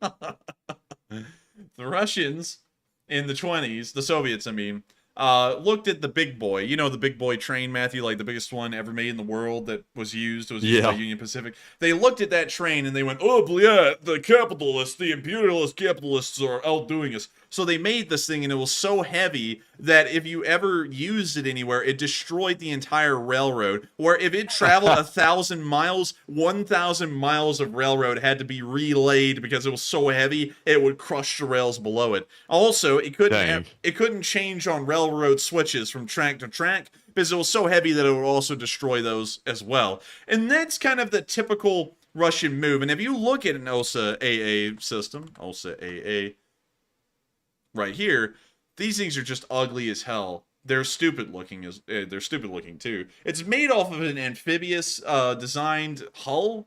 I forgot the exact name for the amphibious part of the chassis, but it's just ugly. I really hate. So they call it the Gecko. No, we call it the Gecko. That's the NATO designation. But they should call it the Deadly Duck. The Deadly Duck. Bleed. Or the Deadly Ugly Duck. The Ugly Duckling. I think we ought to call it the Ugly Duckling. Also, if you want to see some other hideous Russian vehicles, let me think of a couple. Let's see here. Let me think. We've already seen this one a lot in the war, but the BRDM2, pretty ugly scout car all around. Not a big fan. Yeah. Another ugly Russian vehicle. A really ugly one. You know the Mi-24s, right? The Mi-24P, for example, right here. Looks like a lean, mean, killing machine. Well, let me show you the original one, the Mi-24A. Not the button, the helicopter. Switch. Don't push the red button. This is an Mi-24P. This was the original Mi-24A. Ooh, not very slick. That thing was hideous. I don't even know who the hell designed that, but they were taken out and promptly shot. Also, it's just so ugly. We can even see a Chinese one here, and they're just hideous. I hate these stupid things. Like, the Mi-24Ps and all those, they look fine. The Mi-24A was an ugly duckling. Also, one more helicopter. We'll move on. The Mi-4. This thing... It's a phone, too. It is. But this helicopter here speaks of a dog that's eaten a grape and it's got to be put down. It looks just ugly. This thing is horrendous. That's got to be the strangest analogy I've ever heard in a long time. Let me see if I can pull it up. Dog ate grape. Let me see if I can find it on Google Images, and maybe I'll show you all the exact picture I'm talking about. Sadly, I can't. It was some kind of dog, and it was like the joke was that it had eaten a grape. It didn't, but this thing is just ugly. It also, in case if y'all think that this thing is ugly and it looks cursed and it looks like something that should have never flown, it shouldn't have, because under the front of that hood right there is a rotary engine that was used on a biplane, and that's where this helicopter gets its power from. Let me see if I can find y'all a picture of this engine for the whole world to see. There it is, right there, sitting beside this Finnish Mi-4. You can see a whole bunch of interesting Finnish symbols from the Second World War, and you can also see this rotary engine down here that's under the hood of that helicopter. Interesting. Yeah, so it's a pretty stupid helicopter. So it's not beyond the Russians to create hideous, ugly things like that. But on a good note, the Ukrainians did capture one. And so with that, we're now going to be moving on to our last bit of Location Unknown news, where we see a really cute dog. And so with that, it's time to wrap this Location Unknown news segment on a high note. Gotta mute it because it's got copyrighted music, but we see the dog is really having a good time. And this soldier is also having a good time petting it as well. I really hate petting dogs with gloves on because you can't really feel the softness of their fur, but still, the dogs love getting petted regardless.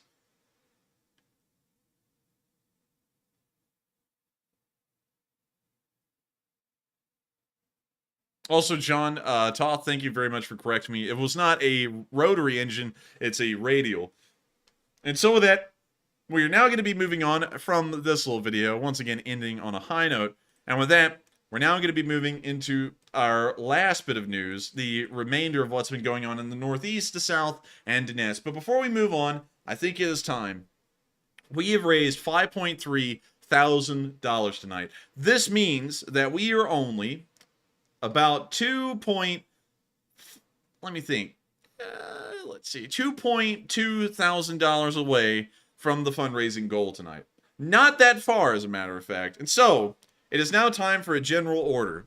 It is now time for general order number 6. If you have $5 or anything for that matter that you can throw into tonight's fundraiser, right now is the moment to do it. General order number 6 is now being called, and if you can get us to $7,500 with y'all's $5 donations, do it right now, and we're going to reach $7,500 at this point in the stream. Here in a matter of minutes, the general order, why am I stuttering so much? The general order is going to blow its way up to $7,500. The Lee Spring Army has never been defeated with a Sunday fundraiser before, and I know that tonight is no exception. We are going to be getting all the way up to the goal tonight again. And so with that, we are now going to be moving on into the next bit of news, which is the Northeastern Front, which the most important part about this news is that there is no news to report from this area. It appears that, also don't pin that, Matthew, because then the fundraiser will disappear from the live chat. Said that. I was literally about to click it. Ryzie said that. Yeah, because if you pin it, then it'll make the fundraiser disappear completely from the live chat, which is a weird glitch. But with that, there has been no news from the northeastern area. It's fallen completely silent today. We have no video or picture evidence to confirm any Russian losses or any frontline changes at all. And so, as far as we can tell, this area of the front line has completely fallen silent. We're now going to be moving down to the areas where there has been news, however, which has been in the Bakhmut area, where we've seen near Yakovlivka that a Ukrainian unit effectively used some man pads. And also, General Order number 6 is going to town over there. The whole entire live chat is filled with donations. And so with that, here's the video. 6,000. Hey, we finally reached $6,000. We've already not yet, but almost. Well, I mean, like, hell, we just bumped up $700 from General Order number 6, but we still have $1,500 to go. General Order number 6 has got to get us to the $7,500 goal. We must make it. The Lee Spring Army has never failed at reaching a fundraiser goal before, and I know that tonight is not going to be that night either. With General Order number 6 being called, we've already reached $6,000, and we're racing on our way on that final mile to $7,500. And I know that we can all do it, and if I have to, I'm also going to throw in even more support. And so with that, here's a video of the Ukrainians using a man pad on a drone.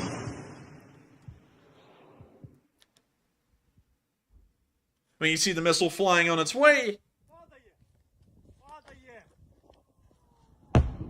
well, you now see it hit the drone, and the drone is gone. Снимай парашют, парашют пішов. Парашют, снимай. Сейчас фокусирую, подожди. Падай на парашюте.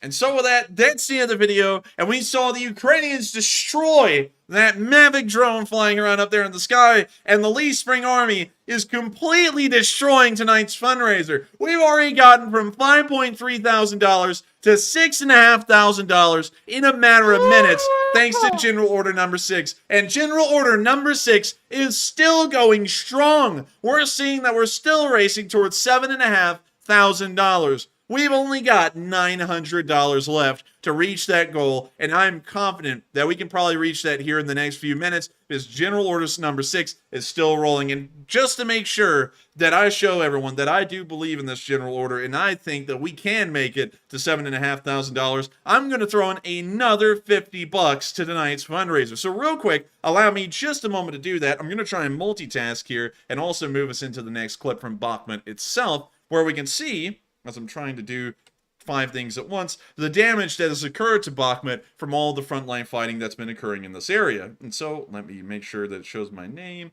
Let me do this. And here's the video.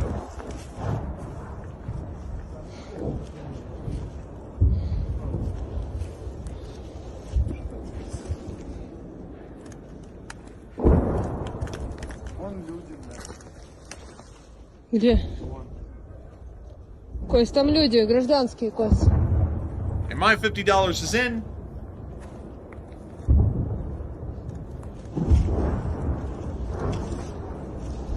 I mean, you see the damage that's been caused to Bakhmut from this fighting, and while the damage is, of course, unfortunate to see, this damage shows that the Ukrainian armed forces are holding the line, and they're not giving up an inch. петиції будуть.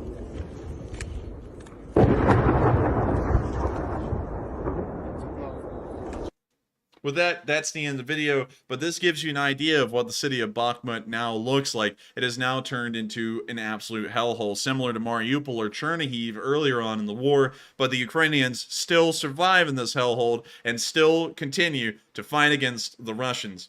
With that in mind, I've seen that we have reached... Hell on, wait a minute, hang on, let me make sure. It's taking a while for it to catch up. 7.3 thousand. $7,300. We are $200 away. We are now less than $100 away from reaching the goal. $100. Just one last push, guys, and we're going over the top. $7.5 thousand. Let's go! We've done it again. The Lee Spring Army has blown its way up to $7,500. And that is the power of the Lee Spring Army. Over the course of 1 hour and 40 minutes, we have been able to raise $7.6 thousand in support of Razom for Ukraine. And I've got to thank you all so much once again for supporting tonight's fundraiser. Every single one of y'all before General Order Number 6 and during General Order Number 6 has helped us to get to this point. General Order Number 6 alone contributed to over $2,500 being contributed to this fundraiser, and I thank everyone so much who followed the call of the General Order and helped us to reach the fundraising goal for the night. And so with that, it is now time for us to continue on with tonight's news and move on out of the Bakhmut area. And while we saw that the city has been desolated, well, decimated almost, the Ukrainians are still holding the line, and the front line will not move an inch. With that, we're now going to be moving down to Donetsk to cover the last two bits of news we have for the night, where we can see some DNR troops have been captured. Not really a good sign for these guys, so let's watch the video. Турникеты наши откуда, блядь? Тоже дали?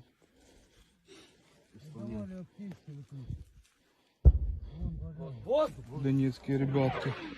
We hear some artillery coming in, but with that, it's good to see that the Ukrainians are making sure that these DPR soldiers are being captured, and hopefully this will be weakening the front line in that area. With that, we're now going to be moving down to the area of Vesely and Pisky, where we could see the battle of the drones, and of course the Ukrainians would come out on top. When you see the drone flying up ever so slowly, ever so gently, and it was a kill. The Russian drone is now spiraling to the ground. Once again, another failed attempt at trying to take out a Ukrainian drone, and I guess you could say that what was it? I'm trying to think of the reference. I can't even think of the original part to make the joke work. But anyways, the drone wars has begun. And so with that, we're now going to be moving on from that little clip in Donetsk. And while we've seen that the Ukrainians, of course, are still doing some pretty good work in the area, we haven't seen any frontline changes. Once again, this blue line indicates that this may as well be the Maginot Line in this area, and we're most likely not going to be seeing any frontline changes in Donetsk until the very end of the war. With that, we have now covered all of the news in Ukraine and around the world for today, and so it's now time for us to go to the website of the President of Ukraine and listen to the speech from President Volodymyr Zelensky. And so without further ado, here's the one, the only, the legend, President Zelensky. Бажаю здоров'я, шановні українці. Сьогодні неділя. Я в своєму кабінеті, разом зі мною наша команда, офіс працює. Київ не зупиняється, країна без пауз. Погляньте навколо, завжди є люди, які без вихідних працюють, воюють заради нашої з вами перемоги. На фронті без вихідних. Рятувальники і сапери без вихідних, лікарі, які допомагають пораненим без вихідних, лікарі, які допомагають нашим дітям теж без вихідних. Українські електрики, які борються з іранськими дронами, не мають відпочинку. Всі наші транспортники, водії вантажівок, які забезпечують і оборону, і тил, Укрзалізниця та всі державні компанії. Бізнес, який допомагає, волонтери, без яких неможливо, військові підприємства, які ремонтують і будують техніку, дипломати, які працюють майже цілодобово вже 263-й день, а ще зв'язківці, сили безпеки, сотні інших сфер, галузей, тисячі організацій і підприємств, мільйони людей. Всі ми вже відчуваємо, як наближається наша перемога. Завдяки тому, що ми зберігаємо єдність, зберігаємо енергійність та знаємо, що ми у своєму праві на своїй землі. Я дякую нашим командувачам, розвідці і усім, хто задіяний за розробку наступних наших кроків, визвольних кроків. На Херсонщині буде забезпечена стабілізація та відновлення правопорядку у 226 населених пунктах. Це більше 100 тисяч місцевих мешканців станом на цей час. Ми повертаємо зв'язок, інтернет, телебачення. Ми робимо все, щоб якнайшвидше відновити нормальні технічні можливості постачання електрики і води. Повернемо транспортне сполучення і пошту. Повернемо швидку допомогу і нормальну медицину. Звичайно, вже починається відновлення роботи органів влади, поліції, деяких приватних компаній. Я дякую бізнесу, який серед перших бере участь в поверненні нормального життя. Наша присутність буде відчуватися тим, що життя є. Але я прошу, будь ласка, не забувайте, що ситуація в Херсонській області все ще дуже небезпечна, передусім це міни. На жаль, загинув один з наших саперів. Ще 4 отримали поранення, проводячи розмінування.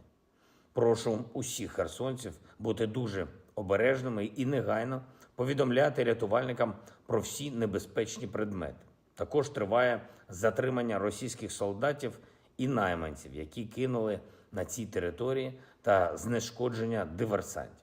Слідчими вже задокументовано більше 400 російських воєнних злочинів. Виявляються тіла убитих і цивільних, і військових. На Херсонщині російська армія лишила по собі такі ж звірства, як і в інших регіонах нашої держави, куди змогла зайти. Знайдемо і притягнемо до відповідальності кожного вбивцю без сумнівів. Бої на Донеччині такі ж інтенсивні, як і попередні дні. Рівень російських атак не знижується, рівень стійкості і хоробрості наших бійців найвищий. Не даємо прорвати нашу оборону. Я дякую за це кожному нашому воїну. Станом на цей час за добу ракетних, авіаційних та артилерійських ударів окупантів зазнала територія 5 наших областей. Це Сумщина, Харківщина, Запорізька область, Луганщина і Донеччина. Ми робимо все, щоб ворог відчував наші відповіді, відчував їх по максимуму. По всій лінії фронту забезпечуємо знищення ворожих ланцюжків постачання, складів з боєприпасами, ворожих штабів. Маємо щодня зменшувати потенціал окупантів без вихідних. Це зберігає життя нашим людям. І вже дуже активно готуємось до важливого тижня для України, дипломатичного тижня. Відбудеться саміт групи 20 в Індонезії, і наша позиція буде представлена. Дуже змістовно. Ми дамо відповіді на багато питань, які звучать зараз. Публічні відповіді, щоб їх чули усі наші люди, усі наші партнери, кожен і кожна, хто нас підтримує. Вже у вівторок моє звернення. Я дякую усім, хто витримує цей марафон. Дякую усім, хто воює і працює заради нашої держави і свободи для усіх наших людей. Я дякую усім, хто допомагає. Слава Україні! Now that is the end of the speech from President Volodymyr Zelensky, and that also wraps up our day's news summary. I thank you all so much once again for watching tonight and also helping us to get so far with tonight's fundraiser. We were able to raise $8,000 so far in support of Ukraine. We went $500 over the fundraiser goal. And to each and every one of y'all who has helped us to get to this tonight, I thank you all so much once again. We will be calling out everyone's name in just a second who has helped to get this fundraiser to where it is tonight, all of the large donations that we've gotten, and also thanking everyone else who has also supported the fundraiser as well. But with that, if you've enjoyed tonight's stream, make sure to hit the like button and also subscribe, because it lets people all around the world who watch YouTube to know who this channel is and what we all do, like fundraisers like this. And I thank you, every single one of y'all, so much once again for making this possible tonight. And with that, we are now going to be moving into recognizing all of the donors who have helped this fundraiser to get to where it is. And so with that, what do we got, Matthew?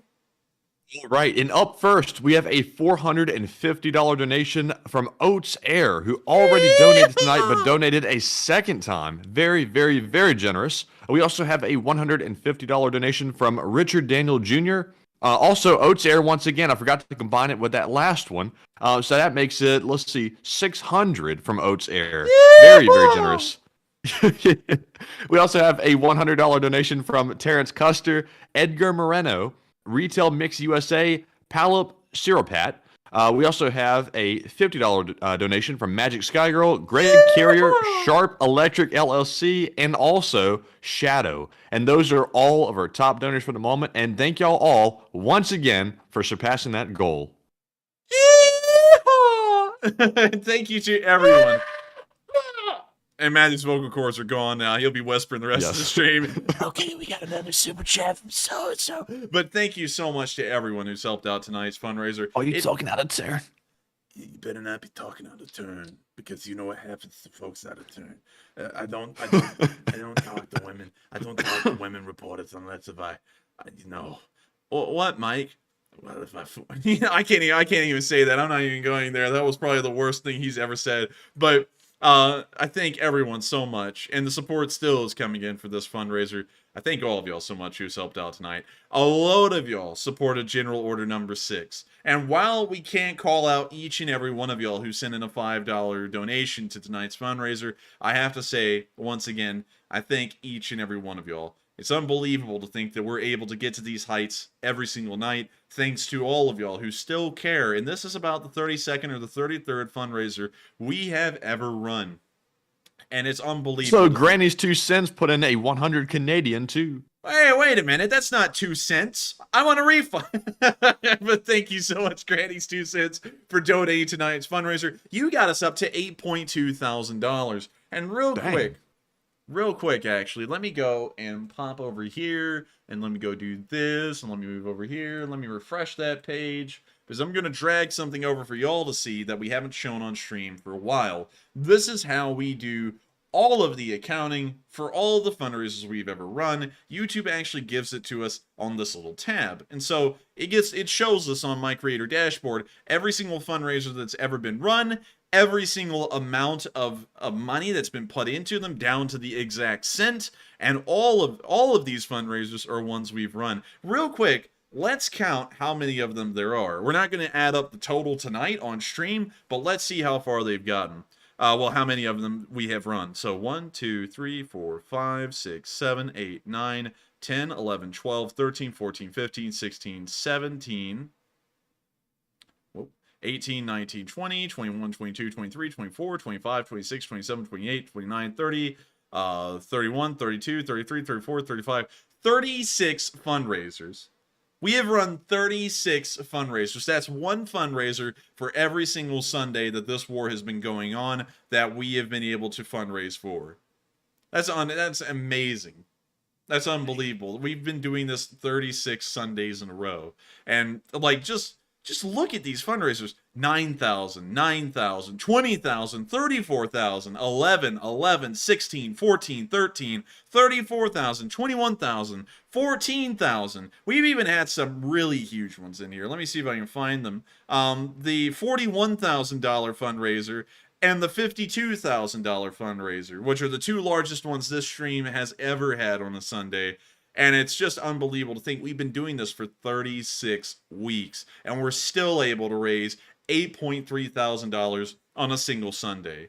And to that, I've got to thank each and every one of y'all so much once again. I also wanted to show this because we haven't shown this in several weeks. And just in case if you ever see anyone who's out there, because we, of course, this channel has haters, and of course they go out there and say crazy stuff like I'm paid by George Soros, and I'm a lizard person, and, you know, the typical stuff like I eat babies and all that. And one of the things I see is that people occasionally say that I'm stealing all of the money. And that's why I always want to show this, because I can't. Because this is under YouTube Gives system. I can't even touch this. It's all here. The only thing I can do, like this fundraiser, which concluded last week for IFAW, all I can do is click edit. That's it. I can't change anything about this. I can't access anything with it. It is what it is. It's already run. It's already over.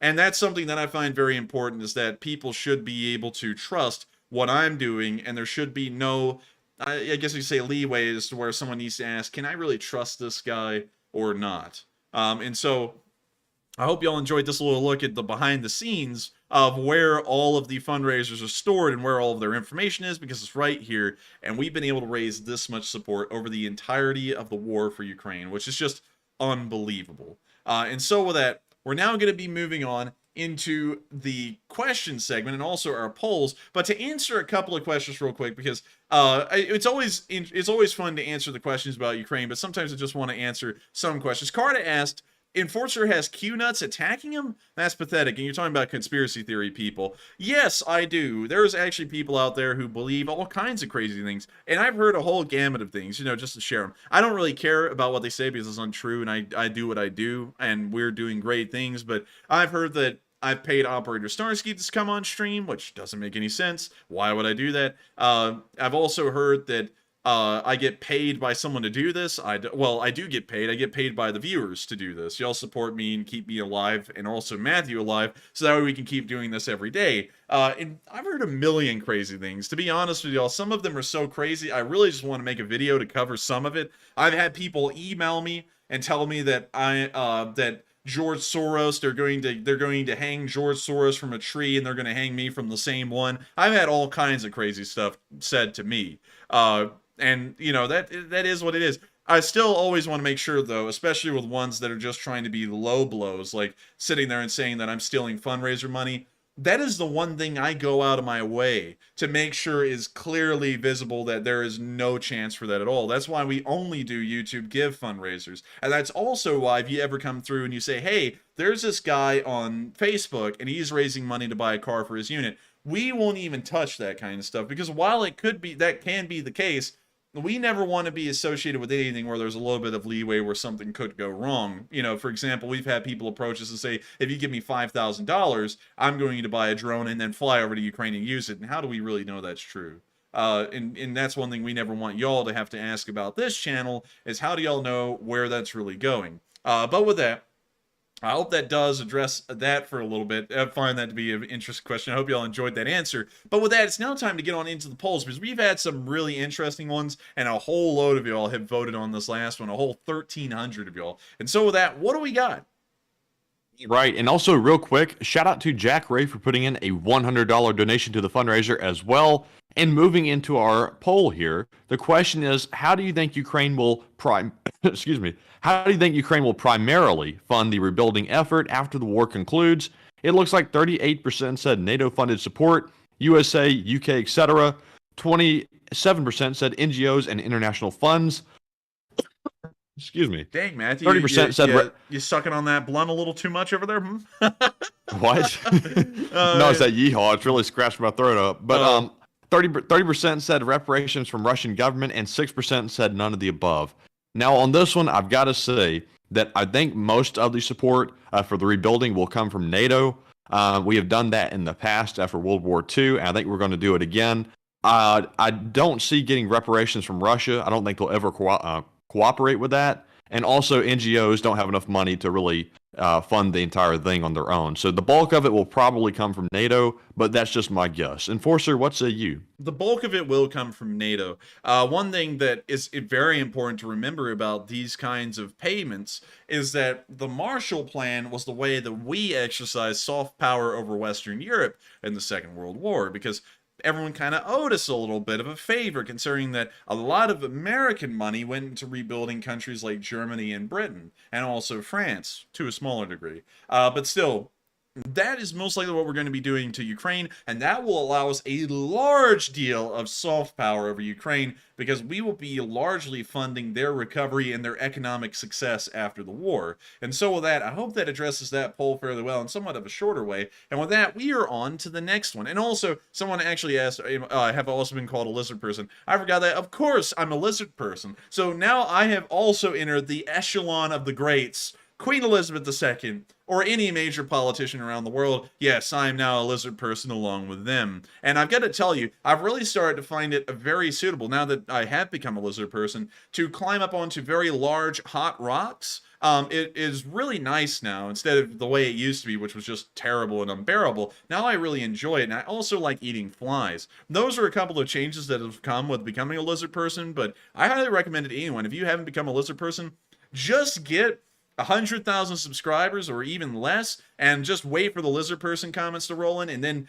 things that you just didn't enjoy before that are slightly reptilian, they just become the best thing on earth. But with that, we're on to the next question. Or the next poll. And also, a big shout out to Dutch Argen for putting in a $50 donation as well. We're currently up to 8.4 thousand on the fundraiser, so well above goal.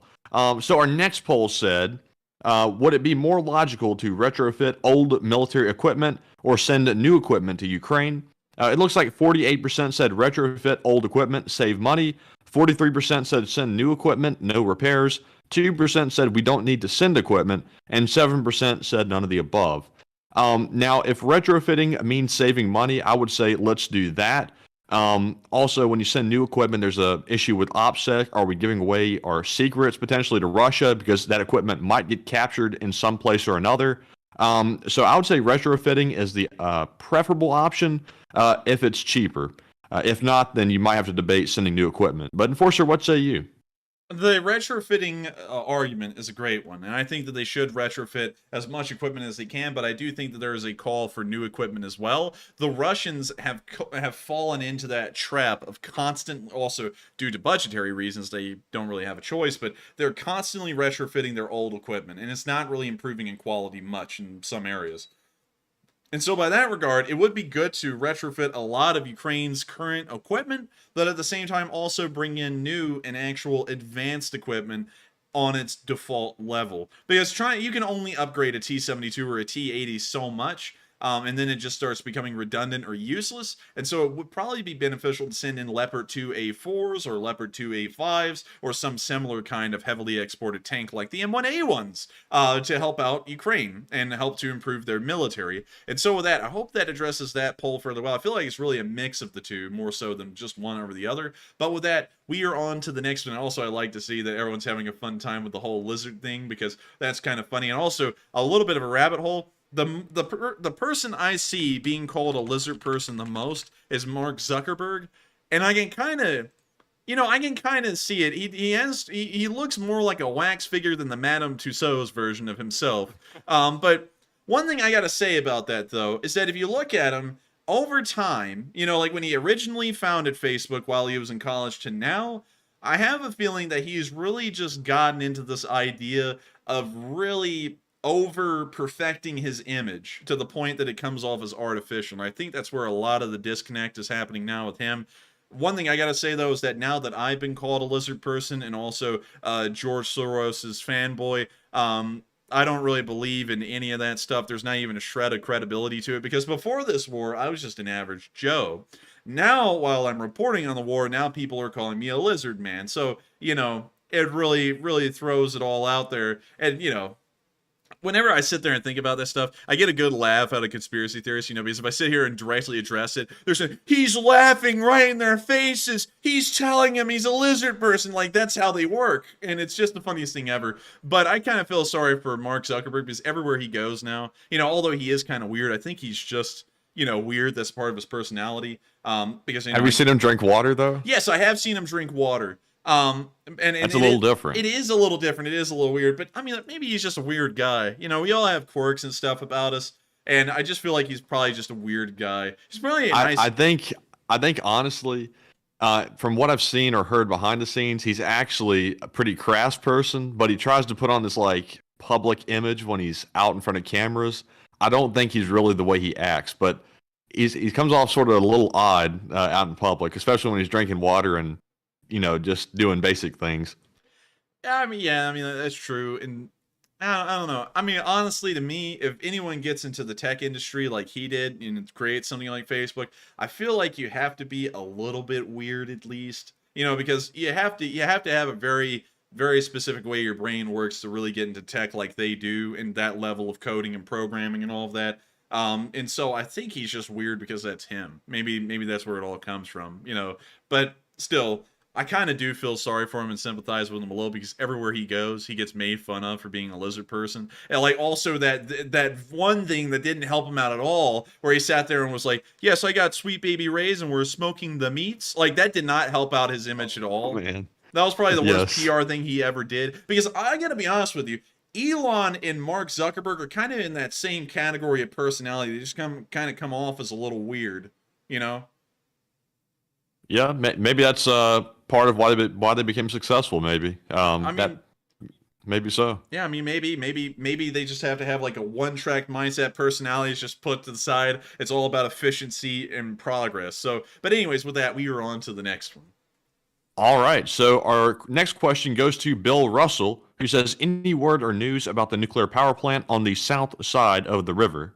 We haven't gotten a lot of word on that, and no word on that is a good thing. If we were getting news from the Enerhodar power plant, it would be news that things are going poorly. And so, considering that there has been a decent lack of news from the Enerhodar power plant, one thing that we can safely say is that there's nothing going on there and things must be running normally at the moment. That can change at a moment's notice, however. It's done that several times of the war, but right now it appears, due to the lack of news, that the condition is stable and things are okay. And so with that, I hope that does answer that question fairly well. And, you know, there's not really a lot to give there, considering that there is a lack of information. All we can say is that we can assume, based off of that, things must be fine. And with that, we are on to the next one.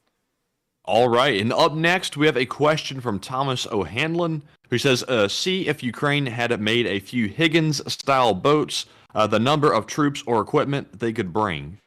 If they made Higgins-style boats, let me pull those up. The Higgins boats. Y'all wouldn't believe this, but the United States got the design for the Higgins boats off of some guy in, I believe it was Baton Rouge. He made this flat-bottom little weird boat. It was pretty much shaped just like this one, and he was using it to transport cargo around on the Mississippi River, and the Army and the Navy both looked at that thing. Well, really, everyone in the armed forces looked at that thing and went, "Oh, I gotta have it," and then they started making these things en masse by the thousands. And so that's how we got these little landing craft that are so famously known to have landed at the beaches of Normandy and pretty much used everywhere in the Pacific theater. But moving on from that, let's see, capacity. This thing could carry 36 troops. And so if you made a load of these Higgins boats, let's say you made like 30 of them, I guess that would be a large amount of them. You could get 360 soldiers across in about 30 Higgins boats, which actually isn't that big of a number. Well, you know, if you had 30 of them, you would be getting almost 1,000 troops over. I did that math wrong. 10 of them would have gotten 360. 30 of them would be over 1,000. So with that, I hope that answers that question fairly well. And I also like these little Higgins boats. I don't know why, but when I was a kid, I really obsessed over these things. They were just cool. And real quick, let me see if I can find some more pictures of them on Google Images, because they're just neat. When you see a little illustration of one here offloading a Willys, which only weighed, if I'm correct, 1/4 of a ton, which is really light for a vehicle. But these things are about the size of a go-kart. I've been around them in real life. They would pass in the modern world, not even as a car. They would pass as an ATV due to their size and everything, but still a really cool little vehicle. Moving on down here, we can see some PT boats. These aren't Higgins boats. These are PT torpedo boats. I believe JFK actually served on one of these, if I'm correct. We can also see a little painting here of, I guess, that doesn't look like D-Day. But maybe it's supposed to be D-Day. I'm not really sure. But let's see what else. What else do we have of these little Higgins boats? You can see all of them right here. I believe this picture was probably taken leading up to the D-Day landings. And that's honestly insane to think that they had to cross those things over the English Channel with how small they are. It's like taking a small little pontoon out onto the open sea, which is not a good idea. But still, with that, I hope that does address the comment fairly well. And we are on to the next one. And next up, we have a question from Astride Catharsis, who says, "Enforcer Haya, after the war and military action ends, could Russia permanently disqualify Ukraine from entering NATO by declaring and sustaining a frozen conflict like in Korea?" They could. That is definitely a possibility, and that's one thing that I'm starting to see the war will most likely go in the direction of. If the Russians don't ever want to end this war, although they are losing it, the Ukrainians could push them out of all of the land they control right now, all the way out of Crimea, all the way out of the DPR and LPR, and pushed them back to their pre-2014 borders or their 1991 original borders, and then the Russians never end the war, and the Ukrainians will never push into Russia, and so the war will last forever, and the Ukrainians won't ever be able to join NATO. But I'm sure that there will be a workaround, because while South Korea and North Korea never officially ended the war, the United States is still there in mass. And I think that in the future, we would probably see that Ukraine would become something of an unofficial NATO member, and you would see NATO forces inside of Ukraine and other such instances. And so with that, I hope that addresses that question fairly well. A very good point to make, and I think that is mostly the direction that the Russians are trying to move this war into now. And so with that, we are on to the next one. And next up, we have a question from Judy Wilson, who says, do you think the war will end before Christmas? I don't think it'll end before Christmas. That is only a month and a half away. And that is just, in my opinion, that is just too fast for this war to end. The Ukrainians are making massive amounts of progress, yes, but they're not making progress fast enough that they'll be able to push the Russians entirely out of Ukraine by Christmas time. So I have a feeling that it'll still continue on until the middle or late spring of next year. But once again, I could be entirely wrong on that. We could see that the Russian army starts going into mutiny and a civil war begins in Russia or something similar.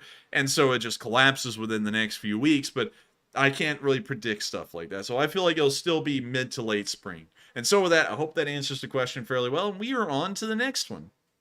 All right, and moving right along to our next one, we have a question from Sapphire Knight, who says, would the loss of either Luhansk or Crimea break Russia completely? I have a feeling that the loss of Luhansk would probably be not as crushing as the loss of Crimea. I feel like the Russians could survive the loss of Donetsk and Luhansk, but Crimea would be the death knell of Russia. The Black Sea Fleet has to have Sevastopol to be based out of, and if they're not able to have Sevastopol, they are done for. And so I would have to say Luhansk wouldn't really be a lost cause situation. But if Crimea was captured in its entirety, that would probably end the war. And so with that, I hope that addresses that question fairly well. And we are on to the next one. And up next, we have a question from Duncan VR, who says, what would the West do if Russia tried to attack yet another country whilst still fighting and losing in Ukraine? If they try and attack another country like Georgia, we'll most likely denounce it, but we won't do anything rather than support Georgia through the means that we're supporting Ukraine. But if they try and attack a country, for example, a Baltic state, that would invoke Article 5 of the NATO Charter, and that would start up World War III. So it really depends on who they would be attacking and who they'd be getting involved with. As long as it's anyone outside of NATO, we won't really be doing anything that will get us directly involved. But if they attack a NATO country, then we will be getting directly involved. And so with that, I hope that answers the question fairly well, and we are on to the next one. And up next, we have a question from Bill Deplorable, who says, don't the Russians give those Space Force patches after you served in a tank unit and flew into space after it was hit? Ooh. Oh, Bill, I forgot about that one. That was a pretty good one. That was a roast. And yes, I think they do, because the Russians put Sputnik into orbit. It was the first artificial object to ever go into orbit. Well, it's not really the second thing, but the second thing, well, the first thing that ever went into orbit from Ukraine was a Russian tank turret. And so in that regard, yeah, I think they do get Space Force badges because of that. And also, that was a good roast. I'll have to put that one down in like a notebook or something to remember in the future. And so with that, we are on to the next one. Thank you for a sick roast. All right, and up next, we have a question from John Pettymore, who says, did you notice that there were no artillery holes in the ground at Chornobaivka? Chornobaivka. He said Chornobaivka. Chornobaivka. I didn't notice that. But I'll have to go back and try and look at that some other time around. But with that, I thank you so much for bringing that up, and I will make sure to try and take a look at that. And with that, we are on to the next one. All right, and up next, we have a question from Lupe Castro, who says, which major cities and territories do you think will be the next priority for liberation by the Ukrainian army? Melitopol, Mariupol, Crimea, Donetsk, or Luhansk? What is your prediction? My prediction, not giving anything more than just a prediction of the direction, I have a feeling that Luhansk will be next, or Melitopol. It's kind of a throw up in between the two. You know, just to make the throw up sound because I said it, but it's kind of a throw up in between the two. I don't know which one would be next exactly. Getting back into the seriousness of it, but it's really hard to tell because there's a lot of potential for them to make a lot of ground up in the Luhansk region. But at the same time, there's also a lot of potential cutting off the Russians at Melitopol. So I'm not really sure which one they would do, but I have a feeling it's either going to be Luhansk or Melitopol. Mariupol is not on the list, nor is Berdyansk. And also Crimea is going to come later. It's not going to be anything that's on the chopping board right now, but it will have to come probably after the capture of Melitopol. So Melitopol would have to be first in that regard, or they could be going for Luhansk, one or the other. And so with that, I hope that answers the question fairly well, and we are on to the next one. And up next, we have a question from... Excuse me. I am really choking up tonight. But Kat Nico says, would it be a war crime if Ukraine decided to block the canal to Crimea and thus deprive the Russians of water? There is a chance that Ukrainians who are still in Crimea can suffer too. They're probably not really a war crime. That's probably more of a water rights usage issue, which isn't really pertaining to war. So in that regard, I would say, it's not really that big of a deal, actually. I think they could do that without that really being a war crime. War crimes pertain directly to the impact on civilians through the use of military arms. And so I don't think that shutting off a dam's water supply without the use of arms would be included as a war crime. But then again, I might be wrong on that. So with that, I hope that answers the question fairly well, but take it with a grain of salt and do a little bit of research on your own because I'm not really sure and confident about that statement. But with that, we are on to the next one.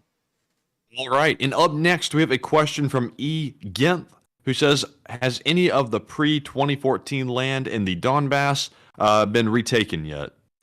It has not. The pre-2014 borders in the Donbass are highlighted here. You can see it in black, and they have not crossed that line yet. They still have a little bit of ways to go to push the Russians back into that, but I do think they will be doing that within the next couple of months. And so with that, I hope that answers the question fairly well, and we are on to the next one. And real quick, before we move on to the next one, considering that we have blown past the fundraiser goal for the night, and we have rounded out the news segment, we are going to be answering questions for the next 8 minutes until we reach, I believe, 12:30 p.m. Eastern Time. And so with that, we are going to be moving on into the next one. All right. And the next one is from Chris Morin, who says, how much activity do you expect to see on both sides over the winter? I know it's more difficult and expensive, but Ukraine is clearly getting lots of winter gear, fuel, and ammo, etc. I would say that the Russians are not going to be doing any activity whatsoever. They may as well be retiring into the winter. The Ukrainians, however, due to their well-supplied situation, will still continue on with reduced amounts of activity, but it will still be way higher than the Russians. The Russians will be caught well off guard by the speed at which the Ukrainians are still able to move in the winter, although compared to how fast everyone's moving in the summer months, it will still be quite slow. And so with that, I hope that answers the question fairly well, and we are on into the next one.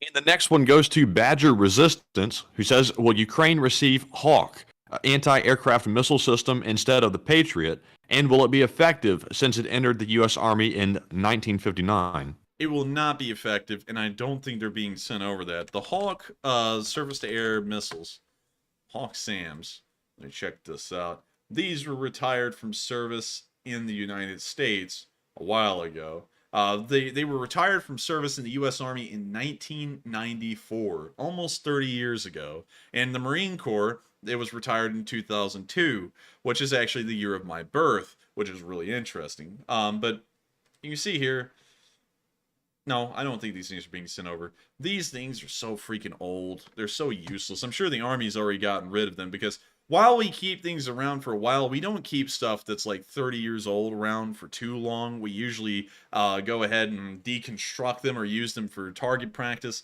and you can't really use these for target practice. So, let me move through all this. We can see here, the Israelis had a mobile Hawk launcher. They also used these to mount pretty much AIM-9s onto, and they called that a chaparral. But anyways, I don't think they'll be giving those over because they're practically useless, and I don't think the United States even has any to give them, considering that they've been retired so long ago. But with that, we are on to the next one. And thank you so much for an interesting question, but I think we would still be sending over modern missile defense systems because this would also send a bad look as to what the U.S. military is actually capable of technologically.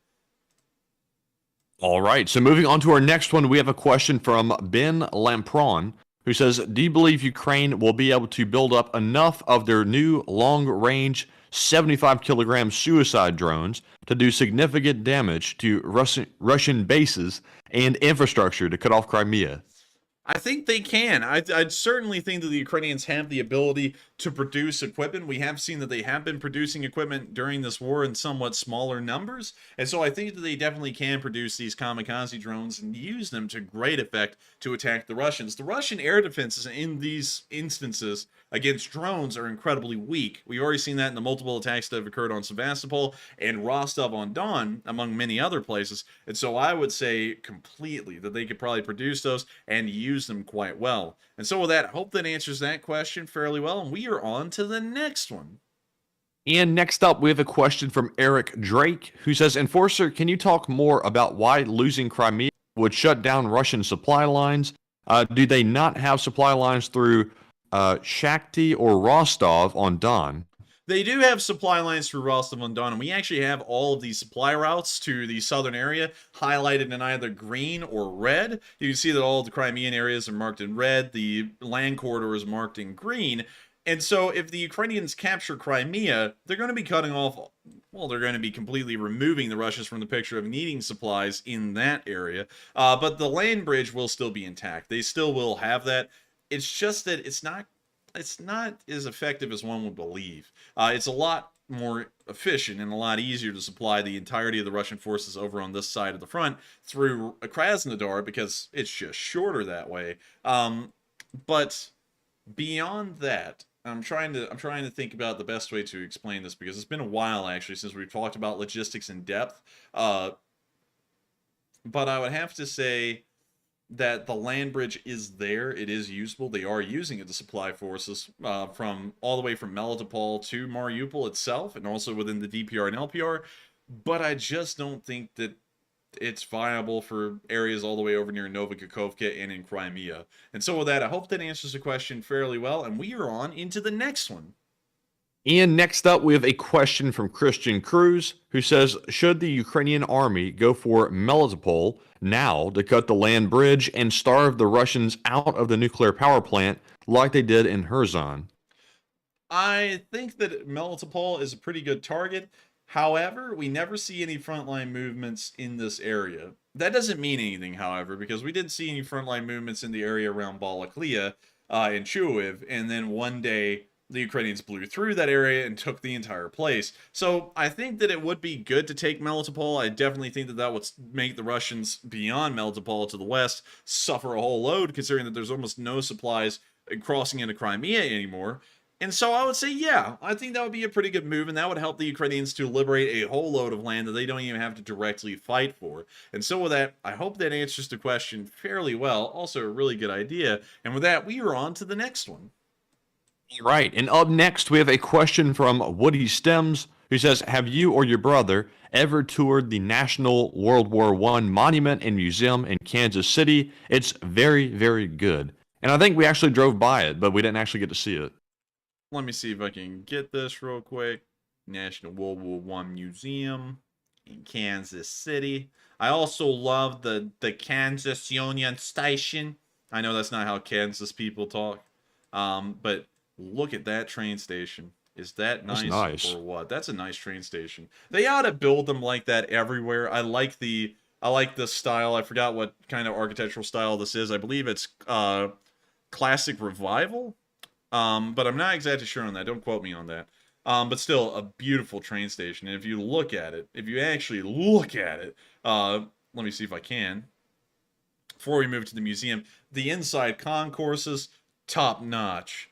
The lobbies, top notch. I mean, the railroads used to be the way to travel in America. I still think they should be. Amtrak doesn't really make that case well, though.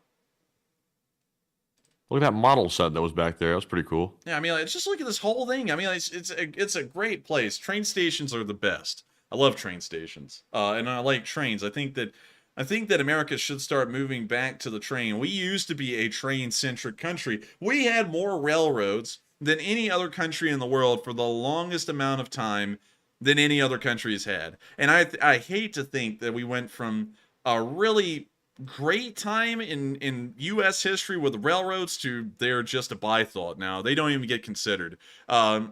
Also, I believe, if I'm correct, Amtrak does service Kansas City. Amtrak service map.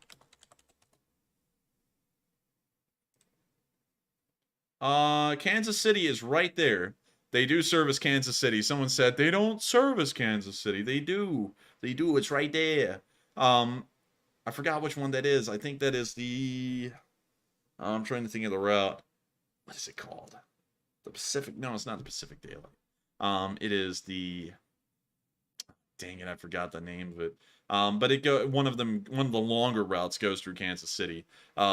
So with that, moving from the train station, which we weren't even here to talk about, to the National World War I Museum, we drove by both of them on a huge trip to the Midwest. We never got to go in them, though, but they have one of those cool Renault FT17s, Matthew. Isn't that cool? Yeah, that's pretty cool. Yeah, it's pretty cool while you sound like you're in some kind of like a muffled box that people are hitting at. They also have some of the larger artillery guns from the First World War. I don't know the exact model of this one. I believe it's French. Dang. They also have a motorcycle. Now that's a bike. That is a bike. Moving on, I believe that's actually... I think that is a World War I bike. Honestly, World War II and World War I bikes are kind of hard for me to tell apart. The Renault FT17 again. I love that thing. An MG 0815. Really cool. Like those. You also see a mock-up of some packing mules. So, well, actually, I believe those are... Yeah, those are horses. You're right. I was about to say they were mules, but they're not mules. We can also see an Airco DH-1. Really cool plane. I like that one. Let's see what else we got here. Any other interesting pictures from inside? We can see that motorcycle engine up close. How many cc's do you think that is, Matthew? Like 15? Probably. I mean, like, it's probably not a lot. And you can also see it's a Harley Davidson. You can see the Davidson right there. It's hardly on the side of the fuel tank anymore. So I bet you some guy was dressed up in leather, you know, like with some... But anyways, moving on. Go ahead, Matthew. I was about to say something, but I held it back for a reason. We can see a Model T ambulance, I believe, which are really cool. We've tried to make one of those in our reenacting unit. A U-boat. This is actually a World War I U-boat. These are very different from the World War II version. They're actually quite wide. That's an L boat. An L boat. Because it took the L. Oh, Matthew, you're roasting it. Let's see. We got some trench art here, made out of old artillery shells. People got really crafty in those trenches. I mean, like, there was some nice stuff that they did down there. Let's see. We can see some more. I mean, this museum was really cool. I didn't get to go in it though. I wish I was able to, because it's really a museum for the books. It is not just the National World War I Museum for no reason. This is the nation's World War I museum, if there ever was one. Also, there's the Airco again. But anyways, it's time for us to move on. But I hope we answered that question fairly well. And we're going to be moving on to the final question of the night, because now we're starting to run overtime. And so, who is the lucky last person who threw in the lucky last question of the night? And that viewer is Richard Daniel Jr. And he says, why hasn't the Kerch Bridge been knocked out yet after it was already hit before? I don't know why. That's a great question, Richard. They almost knocked out the road bridge. The railroad bridge may be operational again, although we don't have surefire news, and that may tell us that it was a kamikaze boat. If it was a missile, why not just launch another one?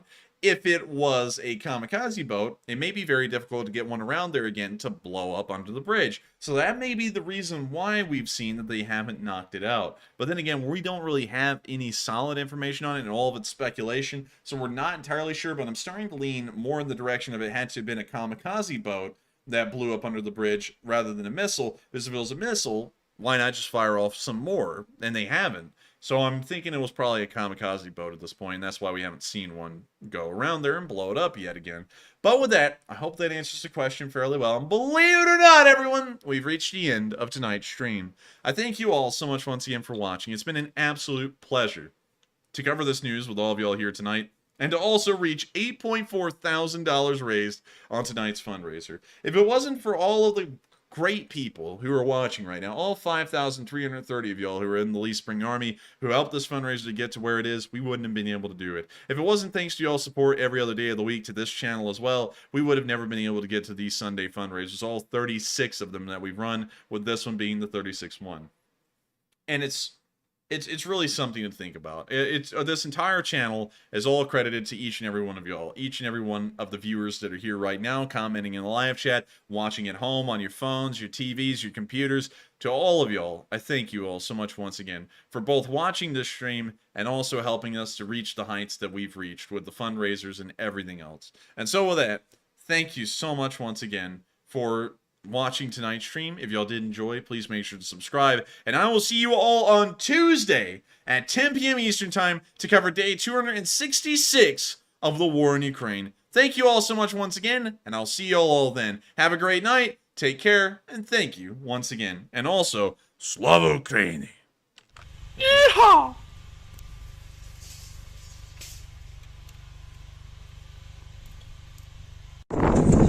Yes. The Lee Spring Army sends its regards.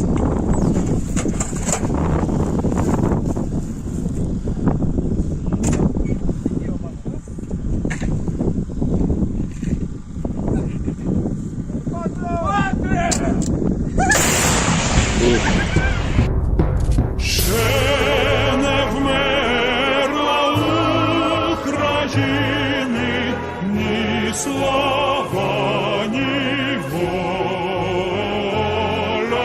Ще нам, браття українці, усміхнеться доля. Згинуть наші вороженьки, як роса на сонці. Запануємо ми, браття, у своїй сторонці. Душу й тіло ми положим за нашу свободу і покажем, що ми браття козацького роду. Душу й тіло ми положим за нашу свободу і покажем, що ми браття козацького